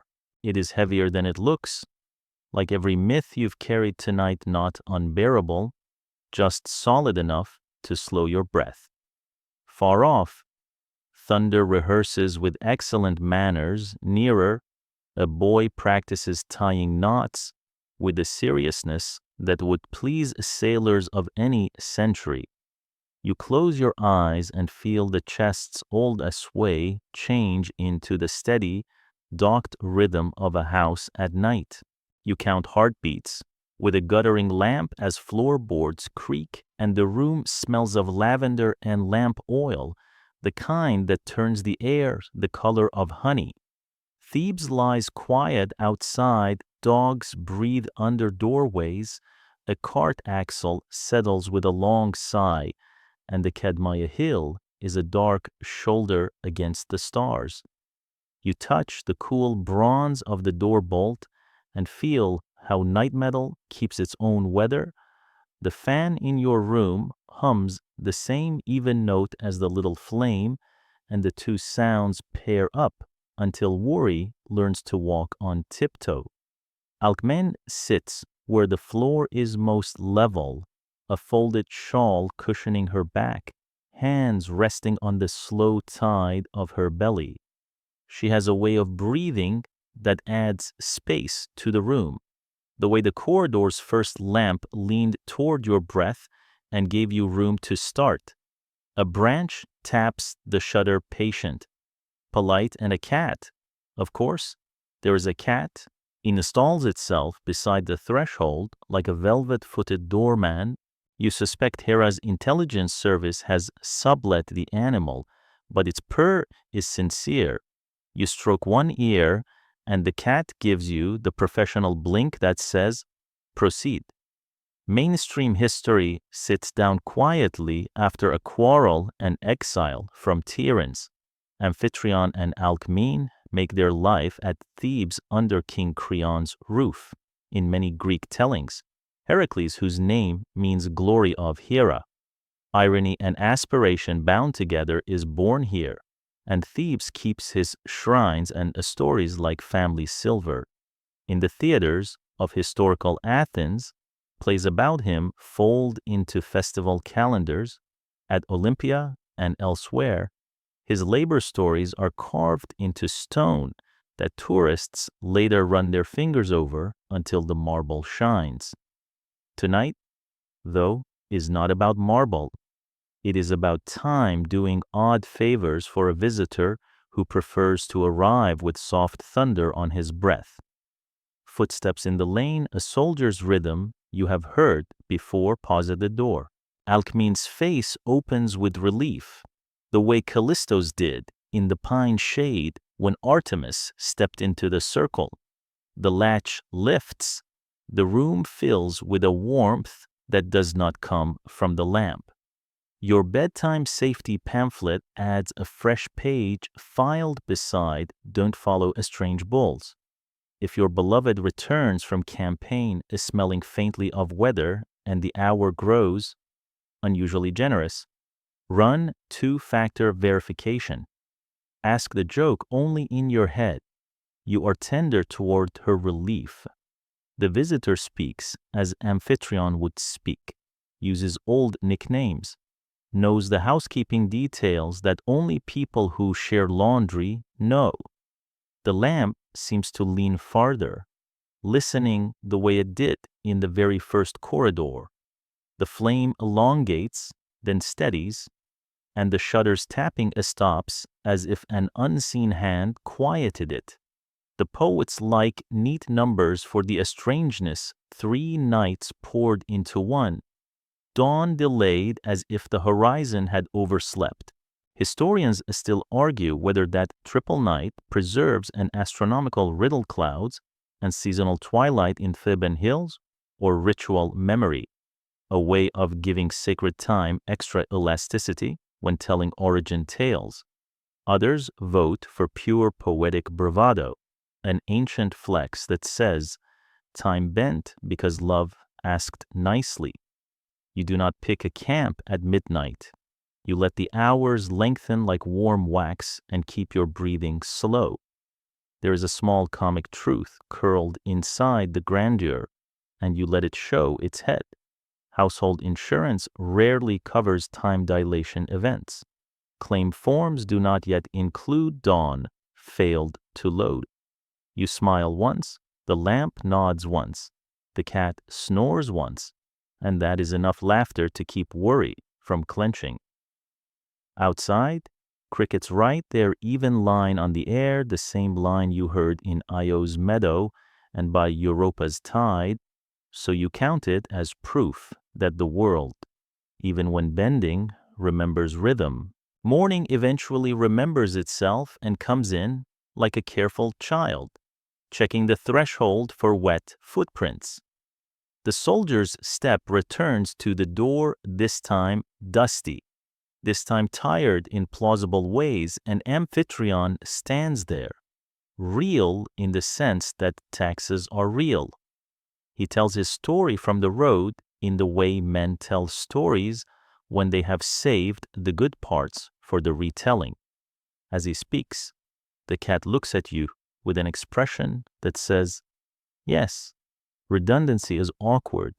You find yourself remembering Danaë's chest sliding onto that island the way truth sometimes arrives in pairs, and you keep your face as kind as Dictys's was on the beach. Days stretch and coil.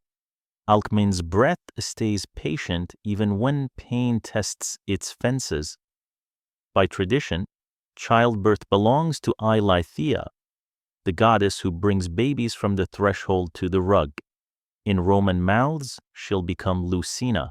Hera, who keeps long ledgers and notices patterns, stations Eileithyia at the door with her hands folded and her jaw set until the room obeys a jealousy as architectural as the Heraion's terraces. The lamp brightens, gutters like a swimmer counting a strokes, and you put fresh oil in with slow hands. Somewhere below the floor, a beetle makes a sound like a reed popped between thumbs. A distant echo of Hermes's meadow music gets into your breathing and makes the minutes bearable.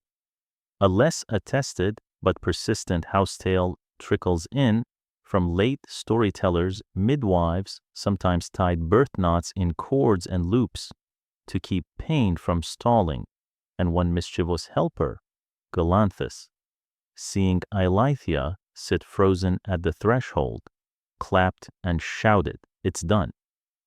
The startled goddess loosened her fingers, the knots unspooled, and Heracles slipped into the room like a drop finding the lip of a cup. For that audacity, the tale runs. Galanthus was turned into a weasel, a creature that in some Greek villages later wore a complicated reputation around nurseries. You label it correctly, more embroidered than carved in a stone, but you let it pad across the floorboards because nighttime likes courage, told the small. Historians still argue whether the Galanthus episode reflects old folk rites of untangling opening locks, untying belts, flinging doors wide to prompt reluctant births, or whether it is a literary flourish added by poets who loved clever servants almost as much as they loved prickly gods. They argue, too, about how early Thebes made formal room for Alcmene herself in cult. Was she honored in tomb and a story from archaic days? Or did later centuries polish her into the city's genealogical mirror? The questions feel like gentle tapping at the shutter. You let them tap and do not open yet. There are dangers the old stories do not hide, and you keep them soft, a pair of snakes one night near the cradle. Hera's message written in scales, stilled by small hands that will one day lift gates and wrestle lions. You do not see fangs or fear. You hear a coil stop moving and a mother's breath unclench. You lay a myrtle sprig on the sill, the gesture you carry from story to story now, and the leaf's scent touches lavender and lamp oil and makes a new, calmer smell that might belong to every good room in Thebes. Mainstream fact, steady as a temple column. Heracles' hero cult spread from these Boeotian streets across the Greek world. He wears the lion skin, carries the club, and visits altars from Sicily to Scythia in travelers' reports. In art, you have seen him 100 times with the big, tired kindness around the mouth that workshops reproduce for centuries. You picture an old painter in Pompeii, hand steady on plaster like the fresco scenes you recalled earlier, pulling a brown line along a club and thinking of the way labor looks on a friend's shoulders. A quirky omen recorded, but off the main highway drifts in like a bee nosing the shutter. Some local tellers like to say bees swarmed the infant's mouth and left 3 drops of honey there, a sign that the speech would run sweet and useful when needed. It's not the backbone of the tradition, and skeptics lifted eyebrows even then. But the honey image pairs so kindly with Semele's bees and the warm smell you remember from that room that you let it hang like a drop on a comb. You step out for a moment into the court. The night breeze climbs the stair and brings the faint metallic taste you now recognize, not a storm, but the memory of it, like a coin warmed in a palm and pocketed again. The constellations you learned in the pines look different from City of Stone. The bare wheels as always. Booties tends his long watch, and stars take turns at the eaves. Somewhere a neighbor's door opens and closes with the particular care of people who know birth is in progress down the lane. Inside, the lamp's halo is steady and small. The cat has decided the cradle is a sovereign territory and patrols its edges with exaggerated casualness. You think of the peacock's eyes in Hera's tale. Argus moved from enforcement to ornament, and consider how watchfulness has 2 faces. Joke 2 sits down beside this thought with its shoes off if you must name a baby glory of Hera. Maybe send a fruit basket to the palace olive branch.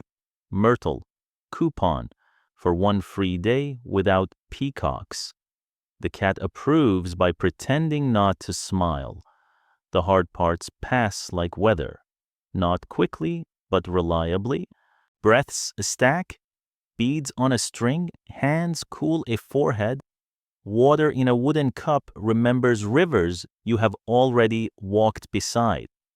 When the cry comes sharp, unmistakable, it enters the room like fresh air from a mountain. You feel a knot you had not admitted you were holding dissolve in the exact place where your ribs meet. Someone laughs, the small, incredulous laugh people save for thresholds. News runs along the street as lightly as Europa's tide ran up the sand, then withdraws out of courtesy. Amphitryon stands in the doorway astonished, a little eclipsed, already choosing to love what he did not plan. You set your old myrtle on the lintel, it looks right there. Joke 3 arrives like a fold in the blanket baby naming committee review. Heracles tests well for hero branding, mixed feedback from jealous goddesses. 5 stars from poets who enjoy foreshadowing. You keep your voice low, because true jokes at bedtime never raise their volume. You sit beside the lamp and watch the flame do its quiet, pencil-thin bow each time a draft thinks about being bold. The fan in your real room purrs. The crickets outside the Theban wall answer. Hermes' reed tune shows up in the hinge of a shutter. You remember Danaë's chest rocking, Leda's willow, the soft grain of a pine, the peacock eyes reframed as jewels, and the way you kept adding a small stone or leaf whenever a story needed gentleness more than commentary. You add nothing now, you only look kindly and leave lightly. By dawn, the stars have the washed-out look of small lamps after sunrise. The city blinks, someone sweeps, someone else yawns in the key of C. You step to the door and feel the cool of bronze one more time, solid, ordinary, exactly the kind of metal that keeps households together between miracles. You have the sense the lamp will go on listening even after you leave, as if all the lamps from these nights share a rumor network of comfort. You step into the new day with the calm of long work well done by people who will never get monuments, and you follow a lane that smells faintly of bread, fresh plaster, and lavender. A breeze finds your wrist and lifts the myrtle's green a little, just enough to say, yes, keep going. The stories are still up ahead, and the fan will keep time until you get there. You climb an open hill where the wind has room to practice, and the air sets a cool hand on your forehead the way the pine shade did before. Grass makes a hiss like silk, thistles rattle, the first stars wink awake one by one as if a careful scribe dots an evening manuscript. Far below, a ribbon of a stream catches a last pale light and reminds you of Hermes's reed tune unhurried notes you've been following since Io's meadow. Your own fan back in the room keeps that same steadiness. So the gusts here feel polite, like house guests who wipe their feet. A boy stands with a crook and a small hoop toy, the stick for rolling it tapped idly against his calf. His cloak is Trojan soft-dyed, edges finger-braided, the kind of practical beauty you see on people who keep animals and gossip with clouds. This is Ganymede, they say later, son of Tros, the city's eponym, or of Laomedon in another tradition. Either way, shepherding a small, obstinate flock on a shoulder of Mount Ida, where oaks clean the sky of worry. The flock smells of lanolin and warm grass. A dog? No cat? Not here. Hera's eyes prefer tiled corridors, sits with the grim concentration of a professional, tail thumping 3 beats and stopping as if to avoid losing a status. Mainstream history walks up the slope with you poets as early as Homer. Tell how the gods, charmed by the boy's beauty, snatched him away to serve as cupbearer. To ease the offense, they gave his father immortal horses in compensation. The same famous theme other myths keep passing from story to story. On black figure and red figure vases, painters love the scene, Zeus as eagle or sending an eagle, the boy with that little hoop, sometimes a rooster tucked under the arm, a courtship gift in Athenian customs that artists understood all too well. The pictures repeat because the outline is strong. The details are local weather. The wind drops, gathers, and lifts again with a sound like linen being shaken over a bed. You taste metal on the air, the mild kind you knew in Danaë's chamber, not the sharpness from Semele's lightning, and then you see the underline the sky has chosen for the text, a great eagle, dark against a still bright seam. Ribbed feathers catching light like hammered bronze. It does not stoop in a violent way. It does not surprise like a trapdoor.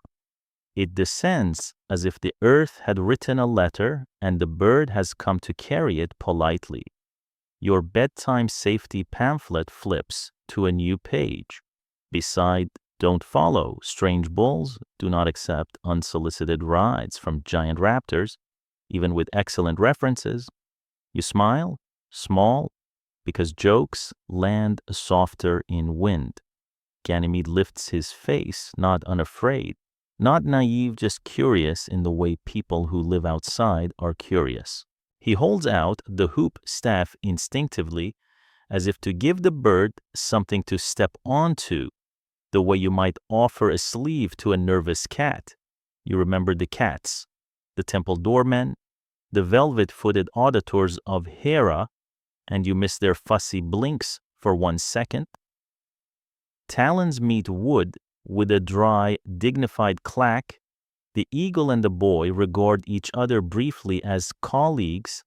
Then the bird gathers him the way a strong current gathers a leaf cradled at the wrist. lifted at the ribs. No panic because the air decides not to require it. Down below, a pair of shepherds make the specific face people make when a story is walking over to sit in their laps. One drops a loaf, the other says, "Well then," which is the same magic sentence Dictys used on the beach when he opened a chest and adopted kindness as his profession. The dog, who has never approved of unpredictable birds, woofs exactly once and then settles because the wind smells like permission rather than alarm. The hill rolls into a broader sky. The cold up here is clean as a well. You breathe in and it slides down like cool water on a summer sore throat. The eagle's back is slightly warm from work. Ganymede's fingers find a feather's edge and learn its grain the way your hand learned pine bark and myrtle leaves. Your second soft joke pads in with its slippers on Olympus HR is going to have a field day, no paperwork, no onboarding, just congratulations. You start tonight. Benefits include immortality and an unlimited ambrosia plan. You picture a marble desk with a little peacock quill.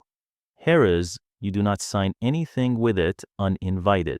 Historians still argue whether the myth crystallized around social practice elite Athenian pederasty, finding a model in divine company, or around older Anatolian sky cult imagery, where a brain-bringing god and a storm bird mean weather more than wooing.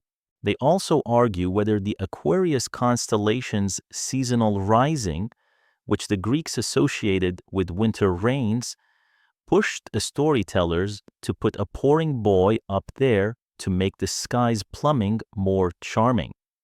You don't decide. You float between these options as comfortably as a lantern tilts and writes itself in a drafty hall. They arrive not with trumpets, but with practical questions. Where to put the lad, what cup to entrust, how to balance old duties with new. Hebe, goddess of youth, has traditionally handled the pouring. One set of tellers has her gracefully resign. Another makes Hera dismissive and cool about a replacement she did not request. You have seen Hera's coolness before Stone and Terrace, Law and Ledger, and you notice, too, the line where watchfulness flips to jewelry. The peacock eyes that once punished now glow on a fan in the corner, as if to say, I am paying attention, but I choose civility tonight. It is a choice people make every day in rooms without frescoes. The cup itself is weighty and thin-lipped. The metal hums a little when tapped with a fingernail. Ganymede learns the angle that prevents drips, the neat half-turn that sets the vessel down without a clink. Apprenticeship moves you can practice silently until muscle remembers. He stands where breezes pool and brings the god table what it asks, a curl of nectar, a bright spoonful of ambrosia, the way a calm host refreshes tea without fanfare. You smell something like honey stirred with pine resin, with a curl of citrus peel laid against the rim. The scent calls back Semele's bees and the resin in the grove and makes those rooms overlap gently in your head. Mainstream fact nods from the rafters by the Hellenistic and Roman periods. Artists often show Ganymede with a jug and a cup, sometimes in the company of an eagle perched like an overzealous but tolerated chaperone. On coins and gems, he becomes a shorthand for civic grace or imperial favor. In the sky lore that travelers carry, Aquarius, the water pourer, sits near an eagle Aquila, and the boy's tilted vessel feeds a bright-mouthed fish where sailors put their wishes. You step outside with your eyes and find them the fainter scatter of Aquarius, the strong bar of Aquila, and farther off the cart of the bear still doing its long, sleepless round from your pine clearing. A fringe anecdote breezes in. Wearing shepherd boots, late travelers swore there was a spring on Ida, where an old oak's roots tasted of metal after storms, and that, if you listened on a clear solstice night, you could hear a wing beat without a bird. Ganymede's fountain, they called it, barely attested, mostly local pride, but gentle enough to keep. You file it on your low shelf with Leda's temple egg and the claw mark a stone from Parasia and that warm blackened threshold in Thebes. As for Troy, rumor works downhill like water. Troyes receives horses that never tire, divine recompense bundled as practical gift. And for a while, according to some tellers, he stands in the doorway and watches the road for a boy who will not be coming home for dinner. Your third joke arrives like a sparrow that doesn't want to be noticed. The official notice probably read, "Your son has accepted a prestigious internship. Relocation required, generous travel package, eagle provided." You smile just enough to let sorrow unclench. Most parents live between those lines at some point. Historians still argue whether Hera's anger in this story is a late addition sharpened by Athenian taste for domestic tension, or early and baked in. Some see her as offended by the demotion of her daughter Hebe, others by the principle of rearrangement without consultation. They point to plays we have in the scraps and to vase captions scratched in impatient letters. You let the debate stay up there with the stars where it belongs, distant, interesting, not something to solve before sleep. Night thickens to that rich, blue-black ink that makes bronze look like slices of moon. The wind at your ears turns from a statement to lull, the way it did on Europa's shore when foam whispered about patience.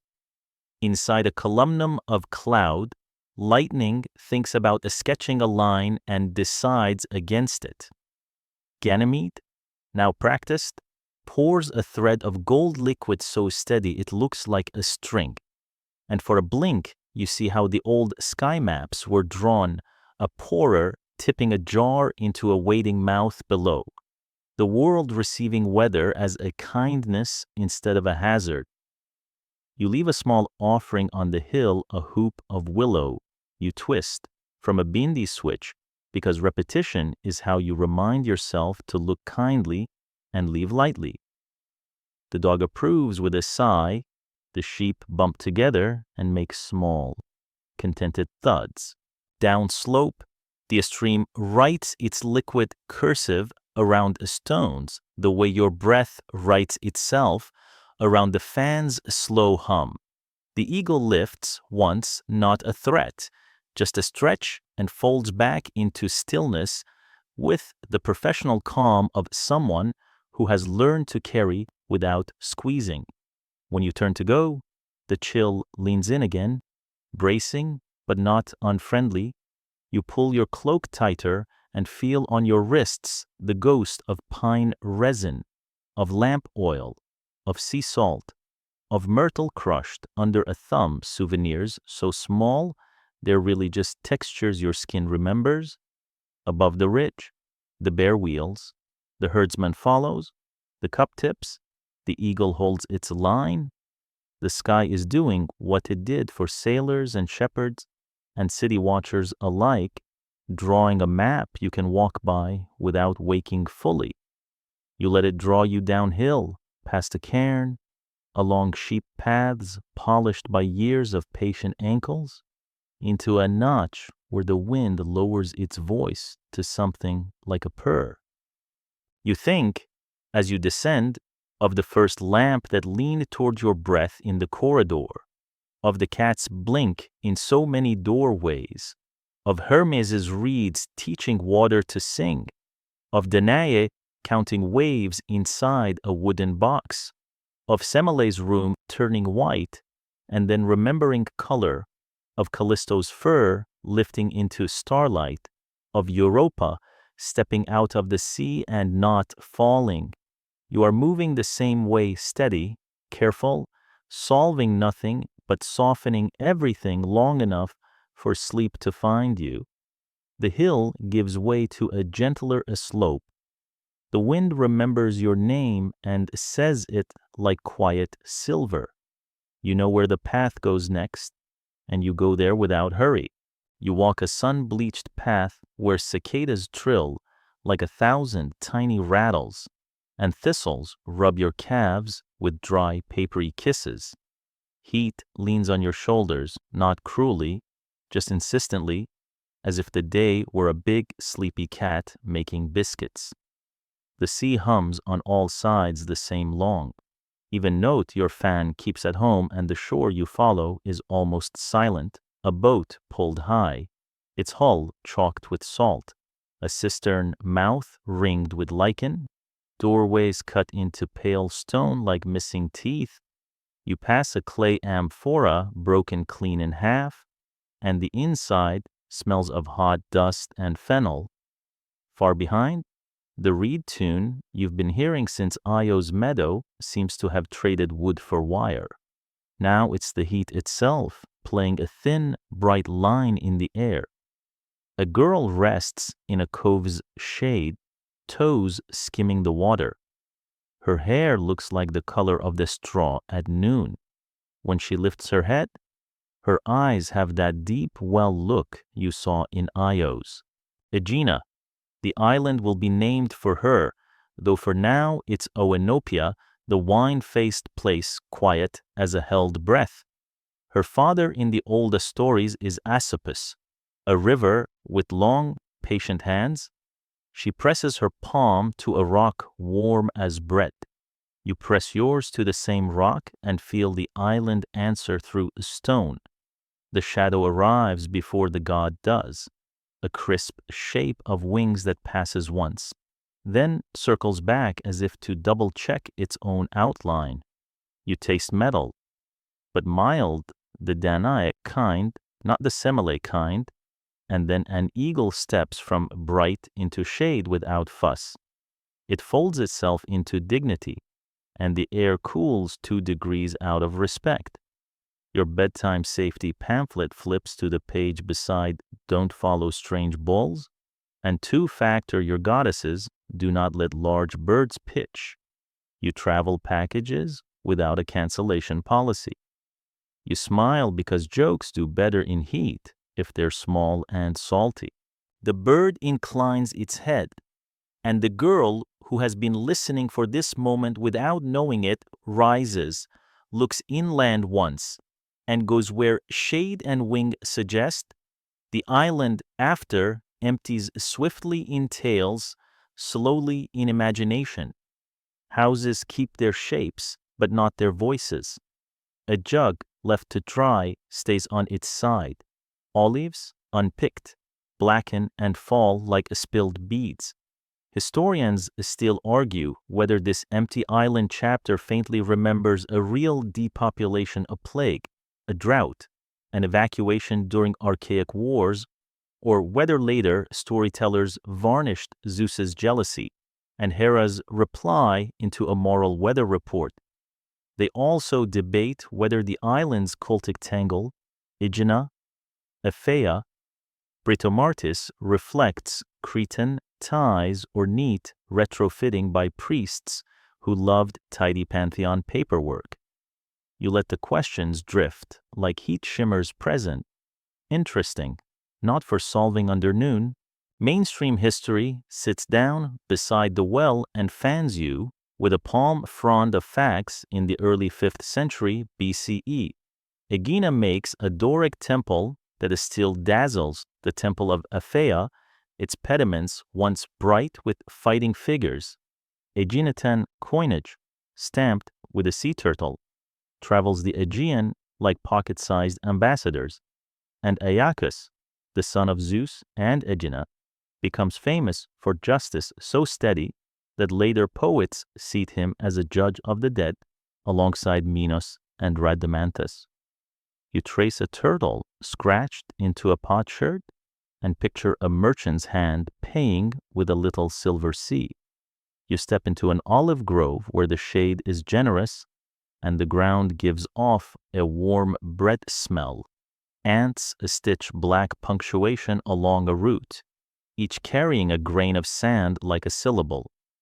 Aeacus kneels with his forehead against his wrist, prayer turned into posture, and the island listens. "Give me people," he says in the old versions, "not noise, but neighbors." The wind combs the trees and sets leaf coins to clink. You breathe with it in for 4, out for 6. The fan hums in your head. The peacock's eyes you saw after Argus drift into your memory. Jeweled watchfulness that can bless or bruise. Today, for once, they bless. The change begins so quietly you almost miss it. Ant trails bulk up like threads taken to a loom. Grains set down become fingers. Chitin thins to skin. The black oil shine softens into the warm mat of forearms that will one day lift amphora and cradle babies. The men who stand look at one another with the particular expression of people who've joined a story mid-sentence alert, polite, a little hungry. Joke one arrives with its flip-flops on if your picnic starts turning into a population. It might be time to check the return policy on your blanket. You grin into your sleeve. The ants, who are now men, grin back without offense and reach toward the jars of water as if they've known a thirst all their lives. A shepherd wanders in with a goat that believes shade is a verb. They adopt each other on sight. Someone laughs the sound you heard on Seriphos when Dictys said, "Well then, at the edge of the surf." They start with naming always the first carpentry in a village, then go on to jobs and jars. And you take that half of the field, I'll take this. You peel a myrtle leaf and set it on a flat stone, the repetition you've brought from story to story, and the leaf's green throws back a shard of light like a tiny mirror. Hermes' reed tune seems to practice from a rocky ledge and then nod in approval.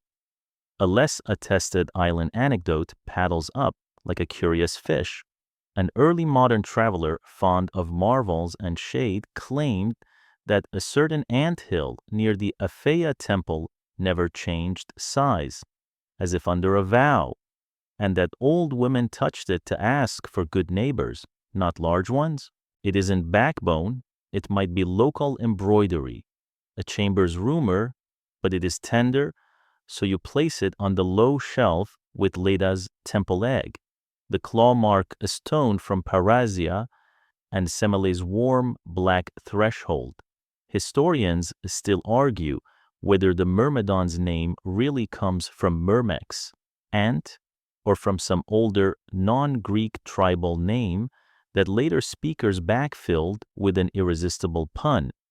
They argue, too, about whether Achilles' famously disciplined Myrmidons in Homer owe anything to Aeginetan pride or are purely Thessalian in the poet's map. Later braided to this island by patriotic mythographers, you let the debates be sea breeze on your face, refreshing, not binding. You climb toward the temple ridge. Columns stand like pale, thoughtful fingers against the sky Doric, fluted, the edges catching sun in rungs of fire. The floor stones hold the day's warmth like a memory you can sit on. From here you can see Athens across blue water, her Acropolis a low horizon chip. You think of how Aegina once rivaled Athens' trade, ships, coin, and how stories sometimes choose smaller stages for larger kindness. Mainstream fact murmurs on Aegina's turtle coins were among the earliest widely accepted Greek coinage. little swimming promises of value. The temple of Aphaea forms, with the Parthenon and Sunian's Poseidon, a triangle sailors used like a visual prayer. You duck into the temple's shade. The air smells of beeswax and old incense. A priestess draws water from a jar and pours a thin ribbon onto a flat stone. It darkens, then blotches back to pale, like sleep moving across a face. Joke 2 pads in quietly sunscreen recommendation for this island SPF ambrosia. Reapply after each epic simile. The priestess's mouth might twitch, it might be heat shimmer. Either way, you keep your tone soft because the cicadas are doing the percussion and you are here for the woodwinds. Aegina herself passes by in memory, river daughter turned island name, the way Europa became a continent on coins. She sets down a basket of figs so ripe, the skin has a line like a smile. When she lifts her hand, you see the faint ghost of an eagle's pinion in the shadow, nothing and scary. Just a watermark the sun leaves on certain names. You think of Io's horn softening into a palmful of gratitude, Europa's cheek against a bull's white shoulder, Leda's willow shade and a swan's patient preening, Semile's room turning to paper white before relaxing into color again, Callisto's fur lifting into the starry circle, Ganymede's calm hand finding the pourer's angle, Danaë's chest rocking itself into harbor. Patterns, you realize, are a kind of lullaby. Myths sing the same notes across different rooms until the house itself learns the tune. The cicadas lift to a higher register, then drop, like a kettle just beginning to talk. You sit on a sun-warmed block and let the heat crawl into your calves and make them feel heavy in a good way. A turtle real, uncoined lumbers from a scrub to shade and parks itself in the doorway like a priest not in a hurry. Joke 3 wipes its feet before entering the cicadas here come with a lifetime white noise subscription. Batteries not included because, kindly, they're not needed. The turtle approves by doing absolutely nothing, which is advanced approval. You wander down to an empty key. Rope marks lie on a stone like old bracelets.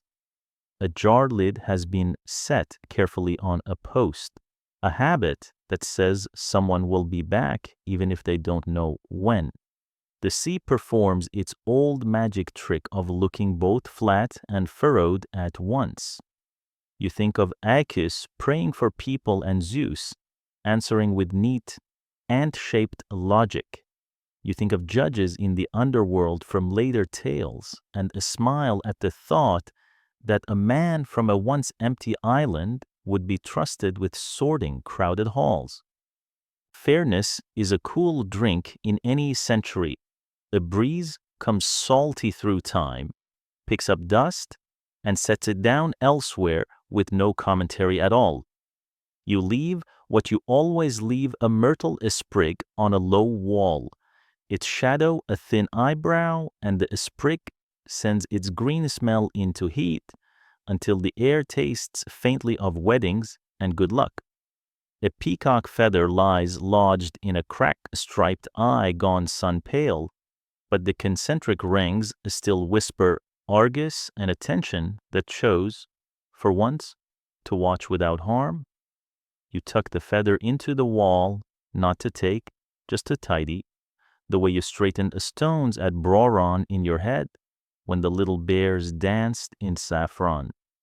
The path back glows at the edges where sun scrubs it with gold. You count steps between cicada, pauses the way you counted waves in Danaë's chest and breaths in Semile's room. Far out, a cloud carries weather it never drops. A polite rehearsal you've noticed in several skies.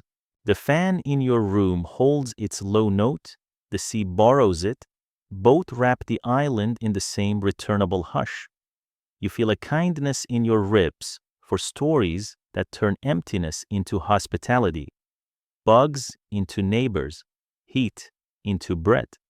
At the cove, the rock is still warm from your earlier touch. You press your palm again, and for a blink, you feel the island press back as if to say, "Thanks for the myrtle. Thanks for the looking. Thanks for leaving lightly." You answer with your usual quiet, no speech, just a breath and a step into the path that corkscrews up toward dusk. Cicadas close their instruments for the day. A lid knocks gently on a jar in some unseen yard, and the first star pricks a tiny, certain hole in the blue. You trail your fingers through the cool rim of surf at dusk, and the water speaks in little confidences, hush in, hush out, as if the tide were a friend who never gossips loudly. Sand slides under your knuckles like sifted flour. Each retreating wave leaves a line as delicate as brown ink along parchment. The sky carries the last peach light on its lower lip and then swallows it, leaving a blue that smells faintly of salt and fennel. Your fan at home keeps its soft note, and the sea borrows it obligingly so that your breath can fall into step, 4 in, 6 out, like Hermes's unhurried reed tune that has followed you from meadow to stream to shore. She is here, if here can mean under and through and around Métis' counsel, craft, the kind of cleverness that never arrives jangling its keys.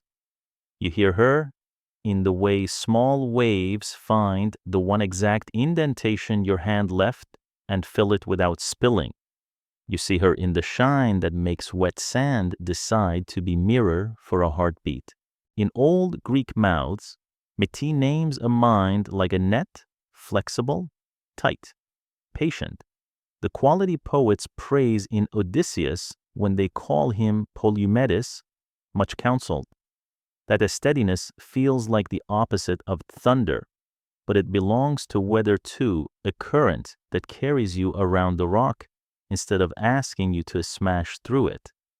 The water grows cooler as you wade a pace farther, the way the pine shade cooled your forehead up in Arcadia. A cat, of course. There is a cat perches on a mooring a stone and pretends to watch nothing in particular, which means it is reporting everything to Hera on a special shell-based frequency. You give it the respectful nod you've been practicing. It gives you the professional blink that means proceed. A gull writes a lazy question mark over the cove and corrects its punctuation with a brisk tail flick. He enters the scene the way weather puts a hand on your shoulder, Zeus. Not loud yet, not lightning yet, just that faint, metallic taste you've learned to recognize, the Danaë flavor, not the Semele emergency. He wants Métis, the way powerful people often want the thing that might one day outthink them, and the sea, loyal to no one but its own cycles. Let's both stand ankle deep as dusk lowers a lid. Your bedtime safety pamphlet grown thick now with good advice, like don't follow a strange bulls, and two-factor your goddesses, adds a new line in tidy script. If someone pursues you and you can turn into a fish, do that. Fish are notoriously hard to pin to contracts. Métis takes the suggestion before you finish thinking it. She becomes silver, quick, and gone one flash in the shallow that the cat follows with a single whisker twitch, and an internal impressive. Zeus does what mortals do. When cleverness slides away, he changes tactics. He becomes hawk shadow for a blink, and then firefly glimmer, and then a fine, patient net of rain that thinks it can sneak through hair without being noticed. Métis answers as weather answers. She is a leaf on the surface and then smoke, and then a ripple, that refuses to have edges. It would be funny if it weren't a little sad, the way chase-weary stories often are. Joke one pads in, with wet feet, dating tip: never pursue someone whose resume includes proficient in fog. You smile because humor at the shore should be briny and small. Mainstream history lays a calm hand on the narrative in Hesiod's Theogony, composed around the 7th-8th century BCE. Zeus swallows Metis, having heard a prophecy that any child she bore would surpass him. Later, the god suffers a splitting headache, and Athena springs from his head, grown and armed, a birth that poets repeat so often it becomes the template you picture even before anyone says her name. The big outline is old, steady, rehearsed in schools and on painted pots. A quirky glimmer sidles in from later tellers, less attested, more mischievous Metis, they say with a wink, becomes a fly and lands on Zeus's hand. And he, perhaps thinking of swatting, perhaps thinking of lunch, swallows her neatly.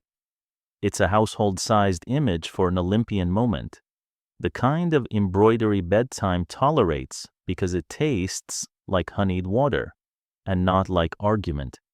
You file it beside the Spartan temple egg for Leda and Semele's warm black stone tender. Provincial, not the spine of the myth, but good company. Historians still argue whether Athena's old epithet Tritogenia points to a place Libya's Lake Tritonus, or a Boeotian river called Triton, or to something else entirely, like third-born or born near water, a riddle whose answer keeps slipping like a fish when scholars reach for it. They argue, too, about who splits the divine skull Hephaestus with a wedge and a craftsman's patience, or Prometheus, or Hermes, and about the tool a bronze axe, a chisel, a thought sharper than both.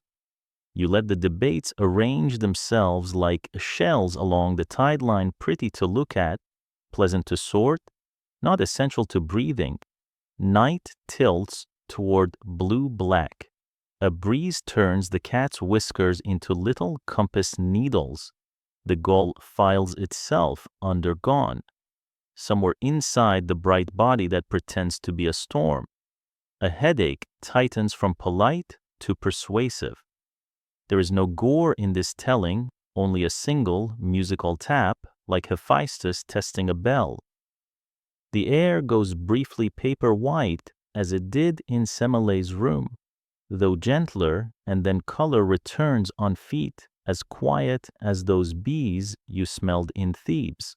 Athena arrives as much arrival as emergence, with a shine that lives more in the outline than the glare bronze soft as dusk. A helmet tucked under one arm as if she knows, we're keeping this PG-13 in spear mostly. An exclamation point the light draws and then erases. Joke 2 eases in like a wave that never bothers the hem severe headache. Please consult your licensed divine blacksmith. Do not attempt home trepanation. Even the cat permits a nearly audible snort before resuming its neutrality.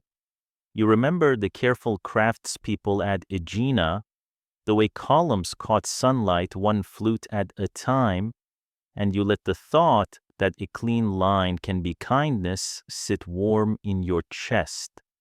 Athena steps into the tide and lets the water take the edge off her gleam. An owl ghosts low along the shore and perches on the same mooring stone as the cat, two species agreeing to disagree in the name of good optics. Olive scent arrives on a land breeze, and you look inland as if a tree might already be standing there.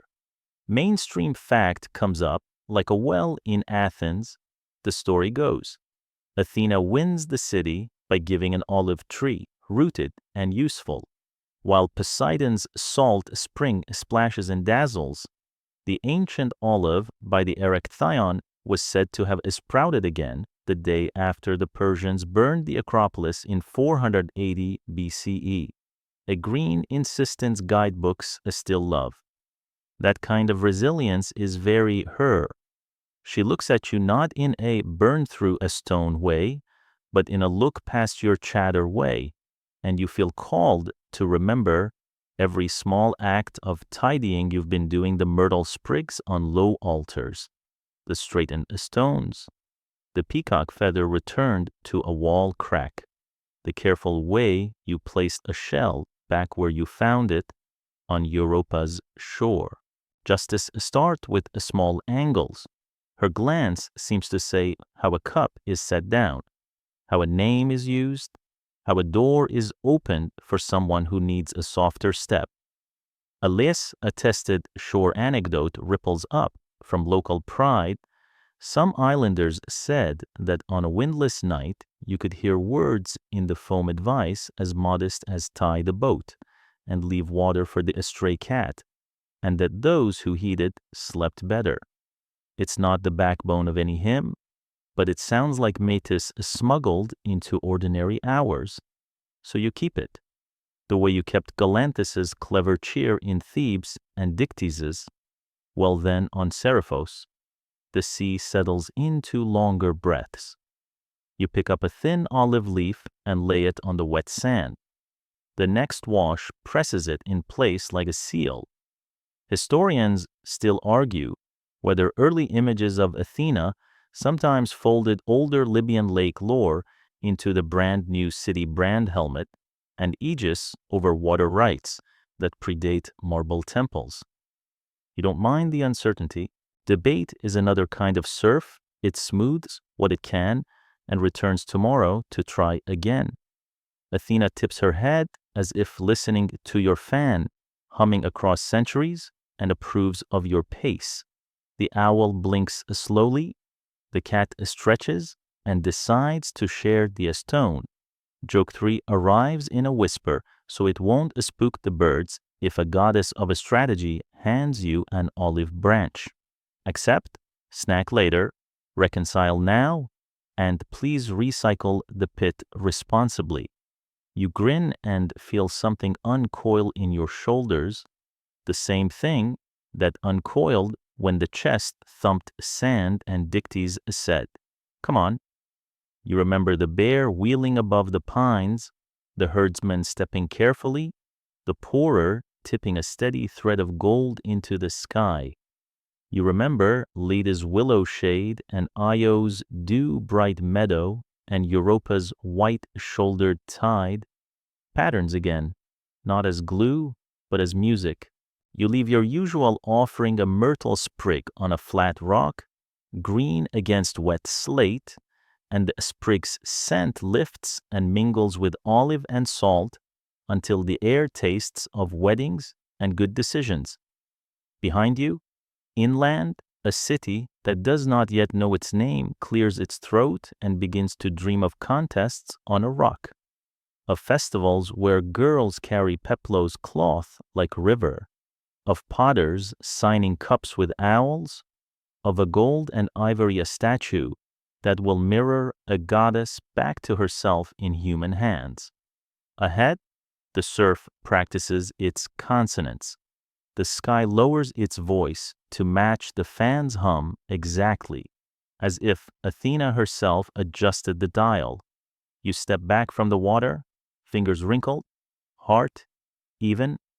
The mooring stone holds both owl and cat without drama. Argus's many eyes turned, for once, to guard instead of to chase. Somewhere very far off, a storm thinks about a drum roll, remembers Semele, decides to be polite. You let your footprints be what the sea expects, temporary, soluble, and you follow the darker strip of damp sand where walking is easier. The whisper from beneath keeps up its gentle tutoring, not orders, not prophecies, just the small, serviceable wisdom Metis always preferred. Tie the knot, check the latch, breathe in for 4, out for 6, like a tide. You step from shore light into a breath of shade, and the temperature drops the way a kind hand cools a fevered brow. Colonnades frame a long, quiet court. Your sandal leather whispers over a swept stone, and the smell beneath the hush is crushed. Bay leaves green and resin sweet folded into dust by 1,000 slow processions. The shade behaves like a veil following you, not heavy, just present. Somewhere deeper in the maze, a dove clicks its throat, and farther off, a peacock makes that surprised, rusty door sound that peacocks always make, no matter how many statues tell them they are elegant. You smile because elegance and usefulness rarely use the same voice.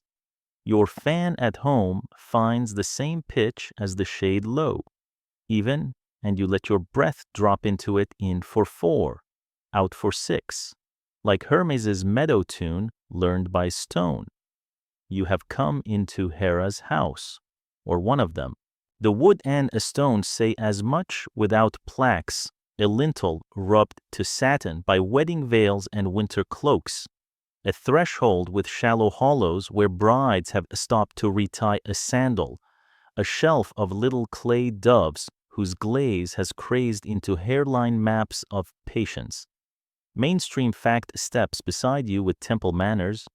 Hera held great sanctuaries at Argos where Pausanias saw a very old wooden image, and at Samos, where an enormous archaic temple rose in the 6th century BCE. In Olympia, the Heraia foot races let young women run in short tunics, hair loose, their lane the polished sand where men raced at other times. You run a finger along a drum of fluting and find heat stored there. The day folded like linen inside the stone. A priestess passes with a broom, handful of myrtle tied in reed, and you catch your reflection in a bronze basin softer than a mirror, kinder, and think of all the times you've left myrtle on low altars tonight, Io's meadow, Leda's river, the grove where Callisto stood, Danaë's sun block on a beach, the court in Thebes where a lamp leaned to listen, Aegena's temple ridge, the shore where Athena stepped from a headache into foam. Repetition has become a way to put yourself in rooms without knocking too hard. You walk along the painted wall where eyes once bright stare from beneath flaked pigments. A scepter topped by a lily, a pomegranate cupped in a hand seed-heavy, bridal, an emblem that tastes like sweet chalk when you bite it in memory. The peacock feather motif repeats a ringed eye that used to punish and now simply witnesses. The change feels important. You think of Argus, who watched Io, how Hera lifted his many eyes to a fan so that watchfulness could become decoration instead of surveillance. It is the kind of administrative rebrand you wish happened more often. Audit turned into art. Joke 1 pads in on temple sandals premarital counseling. Divine Edition, Step 1, please return all peacocks to the ornamental department. They are not licensed chaperones. The peacock halfway down the court snorts in a way peacocks believe is dignified. Historians still argue whether Hera's bond with the peacock really belongs to the classical period, firmed up as trade brought the birds west, or whether the link crystallized later in Hellenistic and Roman imaginations, when Eastern luxuries made a deeper dent in Greek stories. They argue too about where the bird first strutted through ritual space, Samos Argos somewhere with a better import network. You let the debate be cool shade on your shoulders, pleasant, not binding. A side court smells faintly of wool and lavender. There are hooks for belts and fillets, unmarried girls leaving tokens when they enter the marriage road. Married women untying old knots to ask for ease in new ones. Knots here are language.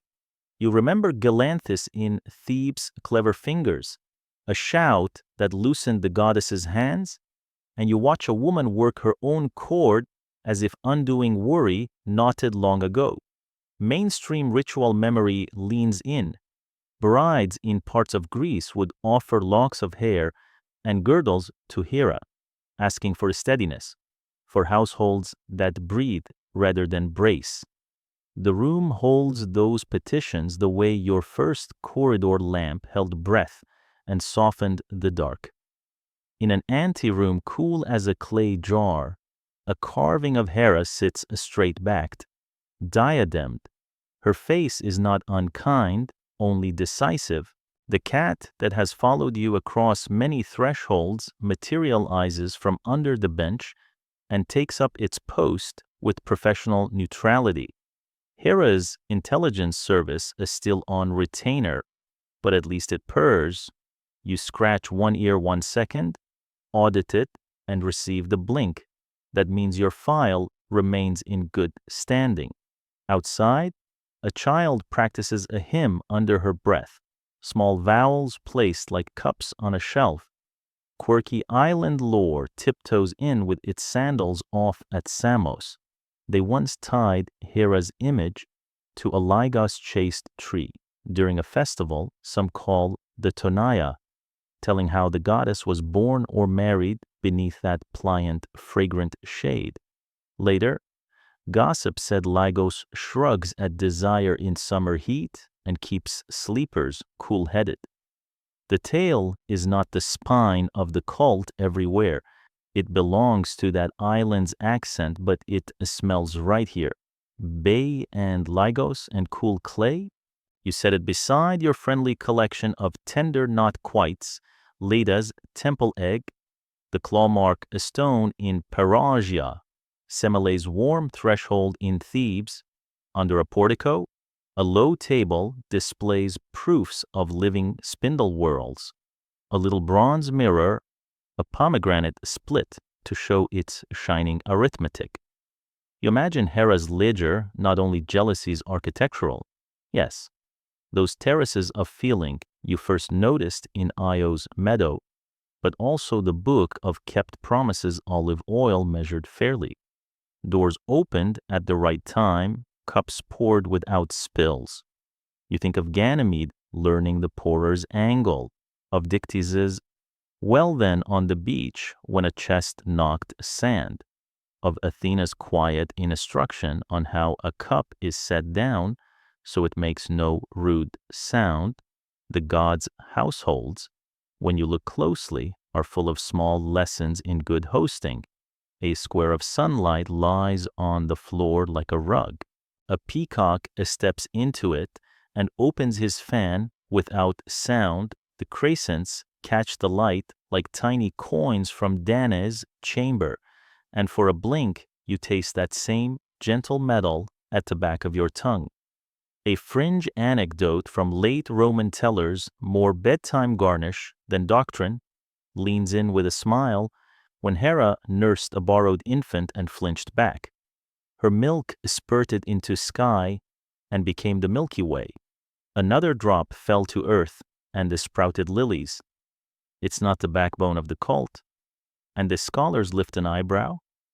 You let it float here anyway? A soft nightlight idea tucked into a gallery of harder lines.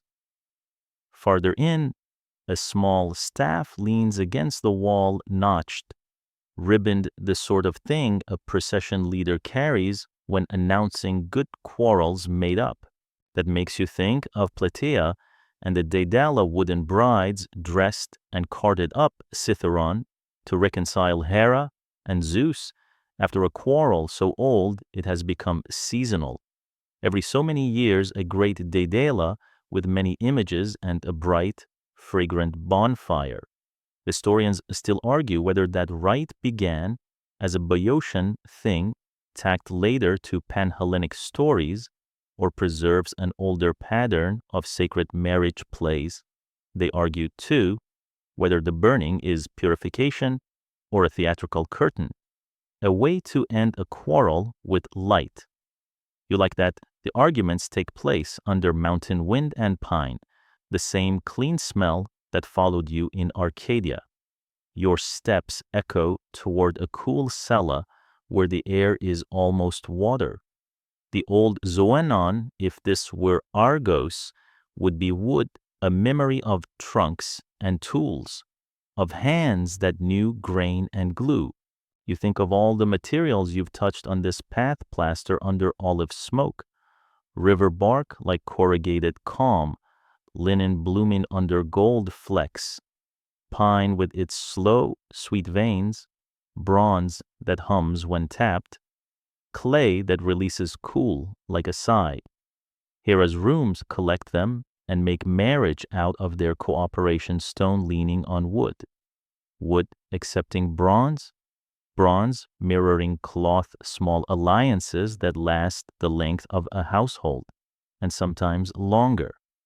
Joke 2 arrives like a wink from the statue's chipped eyelid if you're updating your wedding registry. The goddess recommends pomegranates, good hinges, and 2 extra oil lamps. Lightning machines are discouraged, and peacock feed is a separate budget line. Even the cat allows an unprofessional tail tip twitch at that. You pass a bench where someone has left a little clay shoe. You think of young runners at Olympia, Hera's girls, hair flying like pennants, and your own feet feel briefly lighter. The colonnade opens to a court where brides once circled a plane tree, fingers linked, singing the kind of tune that lives in the throat more than the ear. An old woman adjusts a wreath on a lintel and minds your business with a kindness that belongs to aunties in every century. Untie what needn't be tight, her hands say, fussing at a ribbon loop. Tie what must be kept. Joke 3 tiptoes up and lays down its toolkit if your ceremony includes 100 ritual knots. Budget extra time and a snack. Even gods lose patience with bows tied in double hitches. The auntie pretends not to hear and slips you a fig. The peacock has moved to a shadow by the door. Its eyes on feathers watch the liminal places where trouble likes to bloom. You like it better this way, vigilance turned toward guarding, not catching. You think of the lamp that bent toward your breath in the first corridor, of the cat's impartial audits at every doorway, of Hermes's reed tune teaching air, water, and nerves to cooperate, of how many times you've set myrtle down and straightened stones and put shells back where you found them. Hera, who sometimes gets only the headlines for rage, seems to nod from her straight-backed seat toward these smaller things, the marriage of cup to saucer, of friend to door, of word to tone. At the threshold, you pause and press your palm to the stone, the way you did on Aegina, waiting for the island to press back. The stone stores cool like a promise. A breeze folds through the bays and makes their glossada tongues gossip in the gentlest possible way. You consider leaving a pomegranate seed, then remember ants and choose myrtle again, your old pledge to look kindly. Leave lightly? The scent ghosts up and blends with bay until the air tastes of vows without witnesses. You step out into bleaching light. The peacock produces one last rusty hinge syllable and then decides the afternoon is not important enough to narrate. Somewhere off stage, thunder rehearses good manners and declines to enter. You walk along the portico's edge where dark meets bright, keeping to the seam the way you kept to damp sand by the sea. Behind you, sandal whispers, bay leaves, and quiet, heavy footsteps that do not belong to pursuit anymore, but to watchfulness that has learned to be gentle. Ahead, a cool draft smells faintly of parchment and ink, as if the next room might have books, and your shoulders settle at the thought of reading by a fan while a fountain counts the seconds in drops. You sit on a warm, worn stone seat and feel the curve fit you like a palm, as if thousands of people before you have been practicing the shape of your back. Reed pipes double nasal, patient tune in the orchestra below, two notes sliding toward one another until they kiss and hold. The sound threads the air like Hermes's meadow music, only brighter, more citrus, a festival key. Vendors shush each other with affection rather than success. Sesame cakes pass hand to hand. Smoke from little offerings curls into the blue noon like brown ink rising in water. Your fan at home hums the same long vowel as the crowd, and your breath rides it 4 in, 6 out, so even a theater full of heartbeat becomes a lull. You are on the south slope of a rock that will someday hold more marble than seems polite the Acropolis.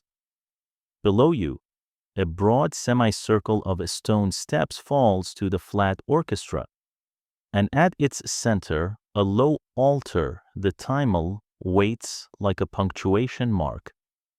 Mainstream fact sits down and points. Kindly, this is the theater of Dionysus, cradle of 5th century Athenian drama. Here, Athenians stage tragedies and comedies at the city Dionysia, a spring festival when ships bring visitors and reeds bring music. Here choruses once danced on packed earth before the stone widened into permanence. Here judges drop ballots, choragoi fund splendor, and masks the size of kettles amplify human breath into myth. You run your fingers along a step polished to satin and feel the day's heat loosen the stone's old stiffness. Over your shoulder, a little shrine nests under an olive, its door ajar to let the scent of crushed leaves seep in. You've been leaving myrtle sprigs all night in places that feel like thresholds. You tuck one here too, between bowl and lamp, and the green lifts a thin, wedding sweet scent that blends with incense and hot dust. Beside the orchestra, the prohedria front row chairs wait like carved seashells. One seat bears the lion-footed dignity of the priest of Dionysus Eleutherius, the god as bringer of freedom. You imagine him sitting with the calm of Dictys on the beach at Seriphos, a man whose job is to say, well then, when the city needs a cup filled straight. The aulos player tests a scale. Your ribs answer because scales are just ladders the body knows. The chorus shuffles in 15 now in tragedy, more in comedy sandals whispering in unison, masks still slung at their elbows like sleeping faces. Historians still argue whether the earliest tragedies grew from dithyrambs, wild choral odes to Dionysus, or from rustic farces and satyr plays, goat skins and jokes with splinters. They argue whether tragedy is truly goat song because of prizes paid in bleeding currency, or because of costumes and ritual that left a smell nobody could wash out. You let the debates float like dust present, interesting, not urgent for the hour. The air tastes faintly of resin and wine skins the grove where Callisto stood, folded into a cup. A priest in a wreath of ivy murmurs at the thymel. A girl with a tray of figs walks steady around the orchestra rim. A cat, of course. There is a cat leaps onto an empty seat, kneads it twice, and faces the stage like the most serious critic in the city. You nod to the cat you've been on, nodding terms since the corridor lamp leaned to listen, and receive the professional blink that means your file remains tidy. Proceed? Far off. A peacock flashes a fan and folds it again, a jeweled eye becoming decoration rather than surveillance, which is the way you prefer peacocks now. The prologue begins. A single actor mask lifted steps forward with the careful grace of someone who might be telling a true thing for the first time. The voice is pitched to the bowl of the theater. It finds every ear as evenly as the surf washed Europa's ankles. A chorus answers in that braided way choruses have, which is really just an ancient group chat with better rhythm. Joke one arrives and finds its seat. Politely bring a cushion. Tragedies are not responsible for sore bottoms or sudden sympathy. Mainstream fact leans in again in Periclean days. 3 tragedians mount trilogies with a satyr play attached. Comedies get their day too, bright and brash. Aristophanes throwing glitter and fish back at politicians. Prizes hang the city's pride on theater walls. And if you had slipped here in the 330s BCE, you might have seen the new stone seating radiate outward. A civic decision as calm as a good hinge. Masks are linen, stiffened and painted. Boots are platformed into cote hornoi. Voices learn to smile behind clay. The people around you narrate in undertones, as people always do. That line is new, an old woman says, and another answers, new is just yesterday said better. Children watch the chorus and try the steps with their toes. A vendor whispers, figs or almonds, and you choose almonds because their snap will sound like pebbles in the brook, where you listen to Leda's Swan and Hermes' tune. The ambient gossip is friendly and thorough. Who trained whose chorus? Whose aunt fell asleep last year and snored on the beat? Who once mistook the timale for a serving table and set a cup on it to universal horror? A less attested anecdote sidles in, wearing a comic mask, Ascolian, to Euripides' Orestes tells of the actor Hegelacus, mispronouncing a line so that instead of after the storm, I see a bright, calm Galen, he declared. I see a weasel Galen. The audience cackled for years.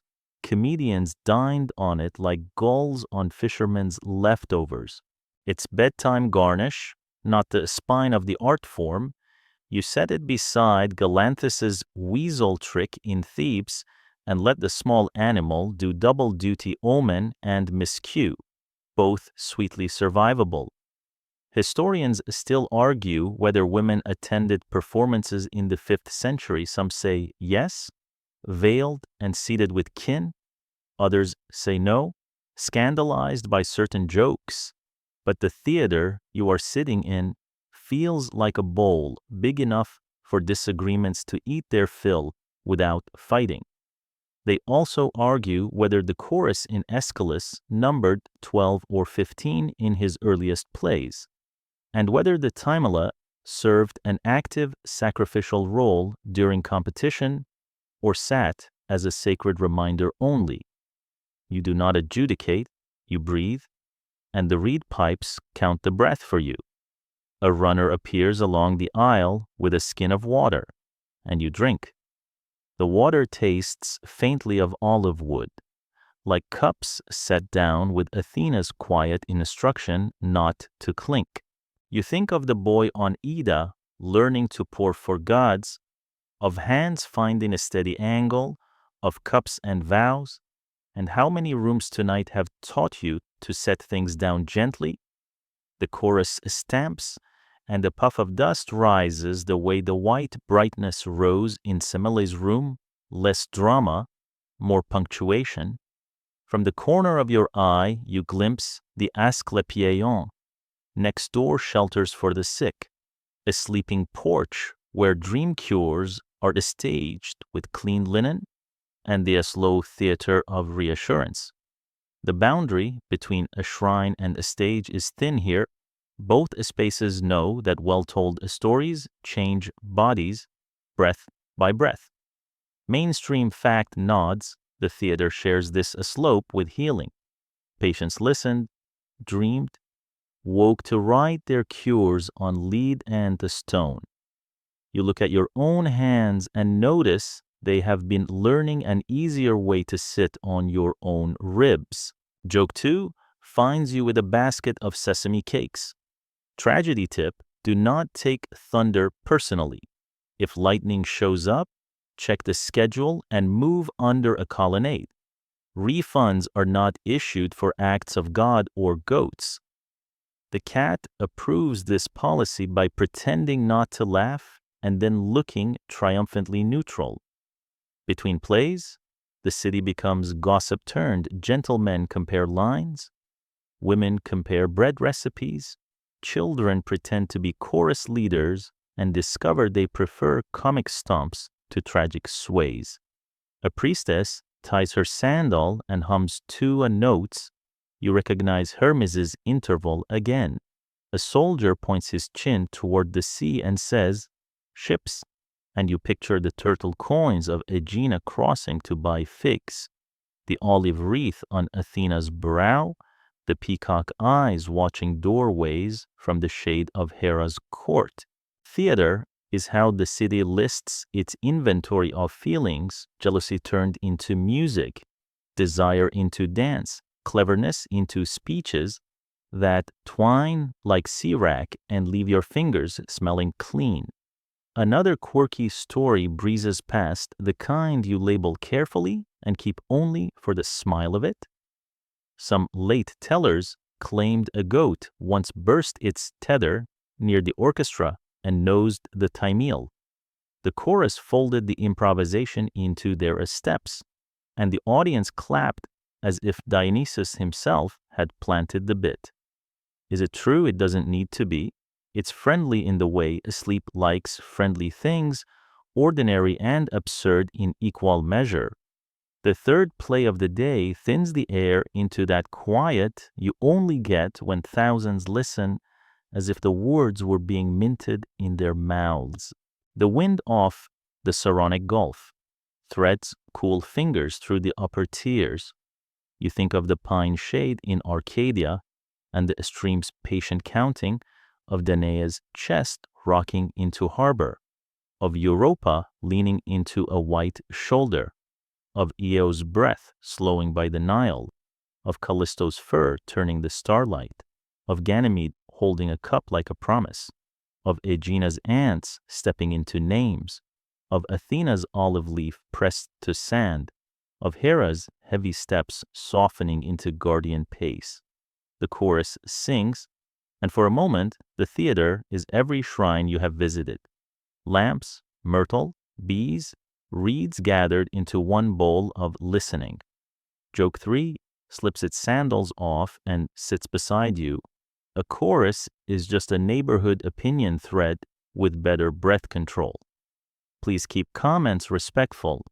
Masks are mandatory mostly for acoustics, partly for modesty. You grin without showing teeth. The cat permits itself a full-body loaf, which is feline for applause. The prize will be given later: crowns for poets and producers, names carved where sea wind can read them. But the real prize is the way the city exhales together after holding its breath in the same rhythm for an afternoon. Historians still argue whether drama's origin is ritual or invention, therapy or politics. But sitting here, you think the answer is simpler. Stories are how the nervous system speaks across a crowd without raising its voice. You stand carefully, stone remembers feet and has no interest in tripping yours, and follow the aisle that smells faintly of spilled wine and crushed bay. Someone brushes your shoulder. Someone says sorry in a tone that means friend. You leave one more myrtle sprig on the shrine ledge. You're repeating the spell, and the smoke from a tiny lamp leans toward your breath just as the very first lamp did, back in the cool corridor where you began. The reed pipes pack away their notes. The dove clicks. The peacock decides the afternoon requires no commentary. You step into the slant of late light, and the crowd carries you like kind water carries a chest to shore. You turn crackling parchment by lamplight, and the smell of ink iron and winey, like wet coins and grapes, rises to meet you. Outside the open window, a courtyard fountain keeps time, drop by courteous drop, tapping the basin like a patient fingertip. The lamp behaves as lamps in your nights always do. It leans toward your breath, a flame that listens, the same way the first corridor's wick tilted to hear you begin. Your fan at home hums in the same key as the fountain, so the room's small noises knit to one long thread you can hold without thinking. The page is crowded with neat columns, Latin hexameters marching like good sandals across a road. You whisper a line to feel how it balances on your tongue, long, short, like the tide you trailed with your fingers when Metis taught you to listen. Ovid writes transformations, but the first change is always yours. You become the kind of reader who breathes slower and notices ink shine on the upstrokes. Your forefinger traces a margin gloss where some earlier hand has written a tiny, helpful IO and drawn the gentlest dot above the I. A single tear this scribe probably didn't plan. You think of the meadow, the mist, the peacock eyes folded to ornament, and you smile without moving your mouth. Mainstream fact steps close and speaks softly so as not to rattle the lamp. Ovid finishes the metamorphoses around 8 CE, 15 books. Dactylic hexameter, a long river of myth from creation to Caesar, in the same year Augustus pushes him out to Tomis on the Black Sea. Exile, he will write there too. Of course, Tristia, ex ponto, a winter of letters from the world's edge. He calls his Undoing Carmen et Error, a poem and a mistake, as if one could fold fault into meter and soften it the way warm linen softens the day. You turn a page and feel the rough nap on the recto, smoother on the verso. A book is always two kinds of skin. The fountain taps faster for a dozen breaths and then remembers itself, returns to calm. Somewhere down the street, a neighbor pulls a cart. The wheel's iron rim hums like a low aulos note, faint but familiar from the theater slope where you sat with almonds. The cat you keep meeting in these stories does not appear, which is how you know you're in Rome. Cats prefer kitchen doors and fish stalls to readers' corners. A mosaic peacock in the floor chips of a blue and green glass in a fan watches the stair with ornamental seriousness. Even as an image, Argus's eyes have learned how to guard without bruising. You lay your myrtle sprig at the foot of a bronze inkstand, repeating the little pledge you've made in every room: look kindly, leave lightly. On the page, Europa is born across the blue again. Leda lifts her hands to a swan that behaves like a question mark. Danaë receives a drift of gold that can't be swept up. Callisto's fur grows like weather. Io runs until geography remembers her. Ganymede learns the pourer's angle. Semile's room turns briefly to white. You read the Latin as if it were breathing exercises, vowels open, close, open, close. Ovid's wit is sly and careful. He likes to leave a corner of the curtain lifted so you can see the stage carpentry and admire the peg that holds tragedy together without losing the feeling. Joke one pads in for a moment, soft as a sandaled pun. Please keep your bookmarks out of the firelight. Some of us are flammable. In fact, we are the book. Your smile catches only the left side of your face. The lamp approves with a little bow. Historians still argue whether Ovid sent out the metamorphoses complete before he sailed east, or whether he revised lines in exile and had friends slip corrected scrolls into Rome like contraband comfort. They argue, too, about the error. Was it the scandal in the emperor's household, a political line read too boldly, or simply being the wrong kind of charming under the wrong moon? You let the debates pool like lamplight at the edge of the desk. They are part of the room's weather and not your job to settle before asleep. A fringe anecdote arrives wearing traveling clothes and carrying a rumor a Renaissance collector claimed to own Ovid's signet ring, a carnelian carved with a sprig, and a little book that he would press into wax on letters to people he wanted to impress. There's no backbone to the story, only late vanity and a desire to touch the past. You file it beside Leda's temple egg and Semele's warm black stone tender. Not probative, a nightlight tale tucked into a library. You turn another page. The letter forms steady your breathing the way pine bark did in Arcadia. The ink smells faintly sour, iron's habit when it meets oak galls. Your nose translates that tang into, I am still here. Between lines, marginal hands have added little nota fingers, pointing miniatures that say, look, look, next to the cruelest turns. In one corner, a later reader has copied a couplet in a smaller, eager script, as if to hold the thought longer by writing it twice. You remember the chorus's swell in the theater and feel the quiet twin of that sensation, a single mind echoing itself to stay awake in the right way. A mainstream fact sits gently beside your elbow, Ovid's lost tragedy. Medea was praised by Quintilian as a masterpiece, famous in absence, like a beloved room remembered after the house burns. You picture its lines flowing past the same lamp glow, the same fountain tone, another reader's shoulders rounding in a posture you recognize. The peacock tesserae wink once in the floor.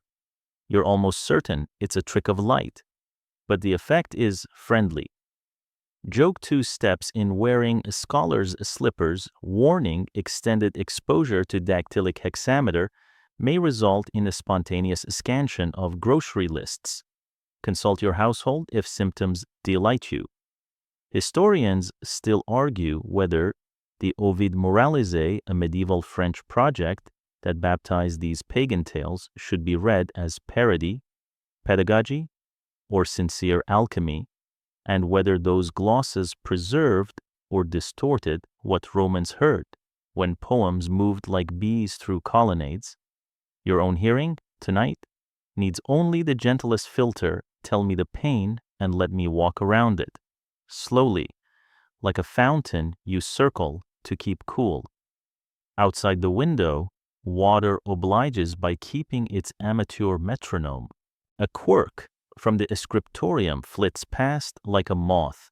Some medieval binders recycled fragments of old texts into book spines and covers, so that Ovid's couplets, invisible under leather, traveled the centuries, holding other people's sermons together. It's equal parts sad and perfect. You imagine a peacock eye hidden under a saint, not offended, just amused, doing its work of watchfulness beneath the skin. You pass your palm over the page and feel the faint buckling where parchment once belonged to a living animal, hair side and flesh side, with their different tempers like sea and river, theater and shrine, both water, both teaching you how to breathe. The lamp sips oil. You add a thumb's worth and wipe the spout with a twist of linen. The little hiss is friendly, like a cat deciding to forgive a small clumsiness. Somewhere in the middle of Book 6, Arachne ties threads like sentences and angers a goddess. In Book X, Orpheus sings until trees lean in, as pines leaned in when the bear rose through needles. In Book 2, Callisto's circle turns to stars you've already found above the grove. Ovid's voice is a braid, pity, joke. Lesson never knotted so tight it chafes. Your breath matches it with the now familiar pattern, 4 in, 6 out, so your ribs feel like a chorus well rehearsed, but drowsy. You pause on a passage where Ovid turns kind toward the small people at the edges of big God's decisions. A servant that lies without malice. A fisherman who says, well then. A nurse who knows a door's true hour.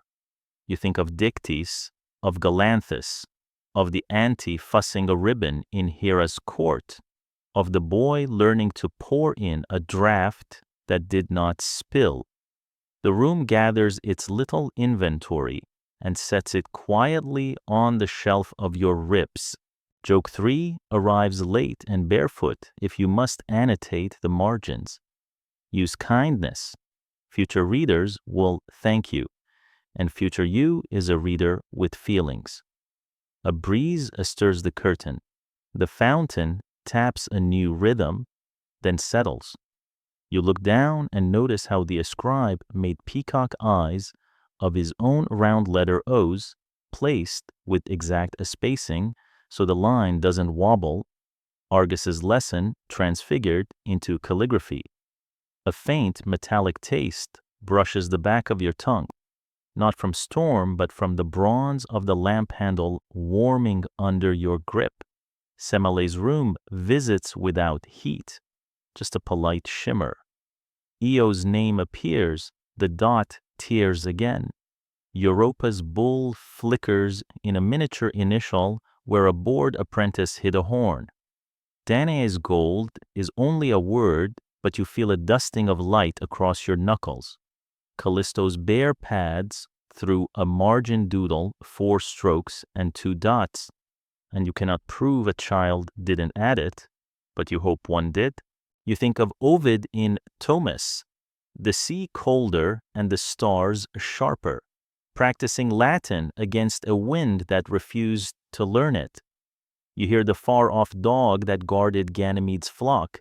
You hear cicadas on Aegina file down the heat. You hear the dove in Hera's colonnade click its satisfied throat. Historians still argue whether the emperor meant to strand Ovid forever or leave a narrow door ajar.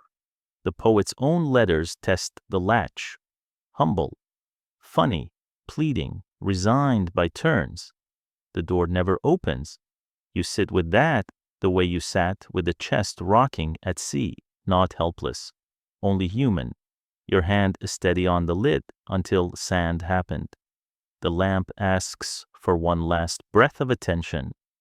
You give it, and with your other hand, smooth the page where a corner keeps lifting, the way you smoothed Leda's willow leaf against your wrist and pressed an olive leaf to damp sand for Athena to admire. The fountain finishes a sentence and rests. The fan complies. You lay a myrtle sprig habit, promise on the wide lower margin and close the book with both palms, the better to keep its air inside. In the quiet that follows, you notice the mosaic under your feet, wink glass and a stone pretending to be water and eye. Next, in your mind's itinerary, waits a glass case and museum air, stars on ceilings and tesserae pricking light like new constellations. But for a breath, you stay here with the ink and the lamp and the soft, obedient fountain, because Ovid has done his old trick. He has turned pain to pattern, pattern to teaching, and teaching to a lullaby you can carry without dropping. You blow the flame with a careful puff. Lamp leans, listens, nods, and let the dark return as a friend who knows the route. You drift through a hushed gallery where mosaic tesserae wink like tiny seashells, and your reflection slides across glass the color of cool tea. The air has that museum hush chalk, old mortar, a ghost of beeswax from the conservation lab, and somewhere a distant HVAC sigh imitates your home fan's long, even note. So your breath falls into pace without thinking in for 4, out for 6, like the reed tune you first heard in Io's meadow and have been following ever since. The ceiling is a mild night painted stars, soft gold points that remember sailors steering by the bear, and the polished floor returns them with a faint lake-dark shimmer. Your sandals whisper on a stone, and the whisper is identical to the lamp's listening lean in that very first corridor, a welcome that says, "I will not startle you." Under one long pane, the Alexander mosaic sprawls, like a paused storm horse's nostrils flaring, spears tilting like reeds. A boy-faced king with hair like lightning chasing a king whose eyes already know the ending. You do not hurry your looking. You let your gaze find the tiny glass rods, opus vermiculatum, curling around a cheek like careful handwriting, and then the larger tesserae opus tessellatum, shouldering the background into place. Mainstream fact speaks in a librarian whisper. The mosaic was lifted from the House of the Faun at Pompeii, late 2nd or early 1st century BCE, and now rests in Naples, a floor turned into a wall so the scene can meet your eyes without bending. Volcanic ash did its old, terrible favor in 79 CE, freezing bowls mid-tilt and sandals mid-step, and the buried rooms later taught the world how color survives if the world forgets to sweep. Historians still argue whether this image copies a lost Hellenistic painting, maybe by Philoxenos of Eretria, maybe by Apelles, Alexander's favorite, or whether it is an original Roman triumph of eyes and patience. They argue over the painterly tricks the tesserae mimic highlights on a horse's wet nose, fear turning to thought in Darius's glance. You let the debate ripple like heat over a road. Your job at bedtime is not verdicts, only looking kindly long enough that looking becomes breathing. A less attested gallery anecdote shuffles over in soft-soled shoes, docent Lori, not scripture, some early visitors, long before velvet ropes and cameras learned Hera's peacock watch, supposedly pocketed a stray tessera or two from lifted floors, small cubes carried home like gravel from a beach. It's told in tones of embarrassed family story, not scandal, whether true or not. The point the docents make now is gentler: leave everything where it keeps its neighbors company. You stroke the glass with one fingertip and leave only warmth. You turn, and a peacock fans across a smaller panel, feather eyes made of blue-green glass, rings like tiny ponds at dusk.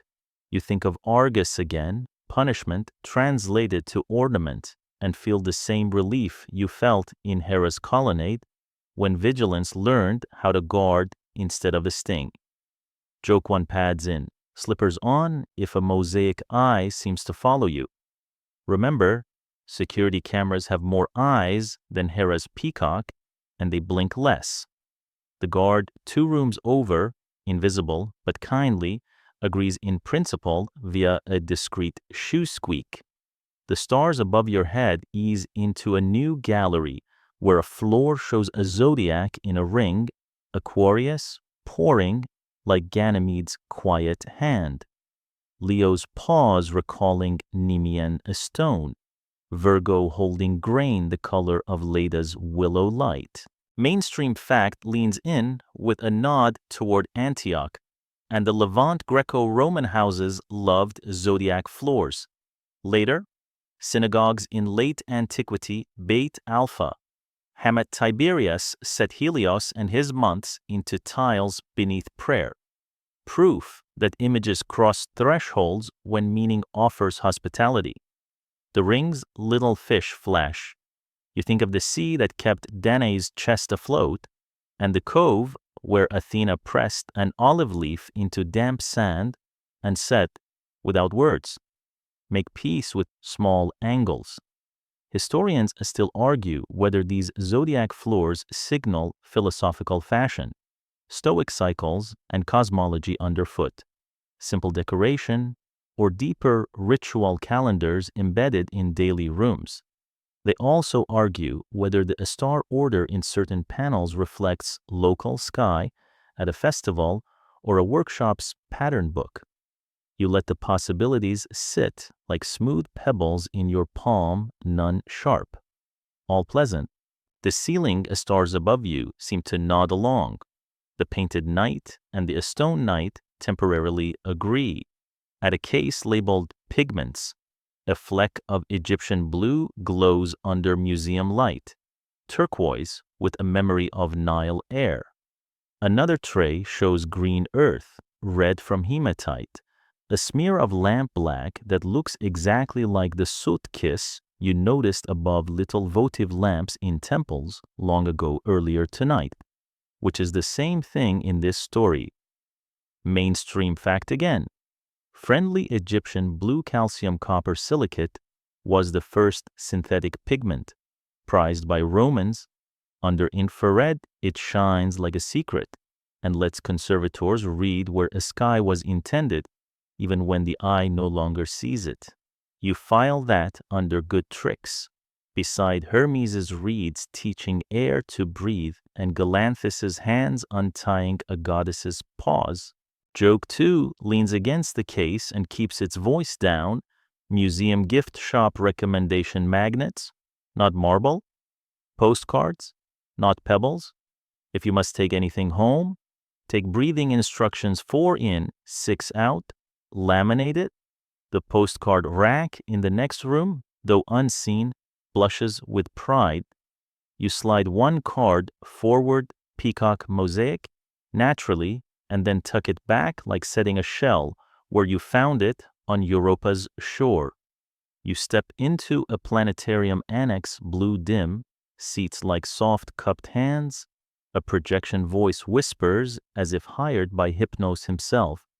Ptolemy, 2nd century CE, cataloged 48 constellations in the Almagest. He drew a practicable sky for sailors and philosophers alike. The ceiling breathes out a map Ursa Major, Bootes, Aquila, the bear you met with Callisto in pine shade, the herdsman who followed with patient knees, the eagle who lifted a boy who learned to pour without spilling. The dome darkens until a single star remains, and you feel Semele's careful white ache in that point, bright but not harsh, a never-shouted truth. A fringe story glides by in the narrator's nap-worthy tone.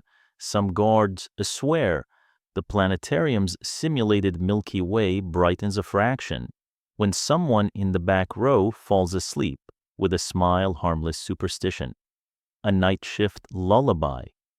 But you keep it because kindness is data here. The air smells faintly of warm circuitry and new bulletin boards. Modern equivalents of olive wood and clay, both good at recording breath. You return to the mosaics and discover the smallest panel in the room, a woman at her toilette. 3 attendants. Flat red ground the Pompeian pigment you described earlier in your own label writing voice. You see the earring gesture, the unguentaria, the soft chiaroscuro that plays Hellenistic games without caring about perspective. The tile work is simple, not a masterpiece by the museum's standards, but it greets you like a cousin at a reunion. You lay without touching your habitual myrtle imaginary, but sincere, on the edge of the case. Joke 3. slips in on felt feet museum rule. Try not to diagnose mythic identity out loud. The glass echoes. You swallow your smart guesses and leave the picture unlabeled in your mouth, just for the gentleness of letting a face be a face. A placard whispers dates, donors, excavation names. Your mind translates them into rooms you've walked beach light on Europa's ankle. Willow shade over Leda's basket. The cool humming room where Danaë learned to turn fear into lullabies. Theban lamp breath. Pine resin on your wrist. The tap of a fountain in Ovid's study. Hera's colonnade where bay leaves talked in tongues. Aegena's ants standing up into citizens. Ganymede's a steady wrist. Metis teaching water to carry counsel. Athena's olive leaf pressed into damp grammar. The theater where a chorus made city nerves breathe together. The museum gathers these places without drama, the way a good host stacks cups within reach. You pass a bench that remembers 1,000 tired knees. A docent in comfortable shoes repositions a small sign so it reads with less glare. The sign thanks you for not touching. You don't touch. You remember how often tonight you've practiced not taking the setting shells back, straightening stones, leaving sprigs, allowing peacocks to be decorative and not deputized. You glance up. The painted stars approve by not falling. Near the exit, a glass urn holds a single loose tessera demo piece. Legally acquired, kids may handle with supervision. You roll it in your palm. It is lighter than it looks, like these myths when told softly. You place it back in the urn with a tiny clink that belongs to satisfied cupboards and tidy thoughts. On the far wall, a guard has taped a child's drawing a bear in 7 dots, an owl with unreasonable eyes, a crooked bull with a girl on his back smiling, because kids draw courage first and accuracy later. You approve the curation. The guard pretends not to see you approve, which is professional kindness. At the threshold, the air changes temperature by the width of a page. You press your palm to the jamb, a reflex now.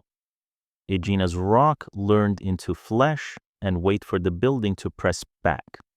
It does, faintly but real, the way floors remember bodies at theaters and temples store vows like cool water. You look once into the dark of the gallery where the peacock mosaic sleeps and the red-ground woman keeps her gaze a little downcast, and then you step into the softer dark beyond, where exit signs glow like friendly constellations over fire doors. The fan in your room hums its old letter. The museum air answers. Both write you toward the door with a line you can follow even with your eyes closed. And now, as you let the gallery fade to an outline and the painted stars dim to a hush, you can loosen every clever thread you have been holding. Let the mosaics resolve back into tiny, friendly squares. Let the glass become only quiet air again, and let your footsteps turn into the softest suggestion of motion. Nothing you have to maintain. The fan at your side keeps that long, even vowel, and the night outside your window answers it with the same note. So your breath can lengthen of its own accord, lighter on the way in, slower on the way out, until even the stories settle themselves like folded linen on a cool shelf. If any bright scene still flickers, place it gently farther back, the way a curator lays a small tessera in its tray, and watch how quickly the edge softens when you give it permission. All the watchful eyes you met the peacock's jeweled rings, the letter O's in a careful hand. The constellations that never tire turn their gaze away now and keep the door instead. So you can rest without being looked at. The sea hush you carried from shore to shore thins to a lull that needs no water. The reed tune becomes only air moving kindly through a room, and the lamps that lean toward your breath return to their wicks and glow behind your eyelids as a warm, steady amber. There's nothing to decide, nothing to remember correctly, nothing to fix or finish, only the gentle arithmetic of 4 in and 6 out, the pleasant weight of the bed under you, the light blanket of night over you, and the small reassurance that distant weather has, at last, learned its manners. If a cat pads across the threshold of your thoughts, let it curl up and purr once, then sleep. If a wave rises, let it set the boat down, then sleep. If a page lifts, let it fall calm, then sleep. And when your mind asks what to do next, tell it quietly, we are done for tonight. We are safe for tonight. And the House of a Story will still be here in the morning.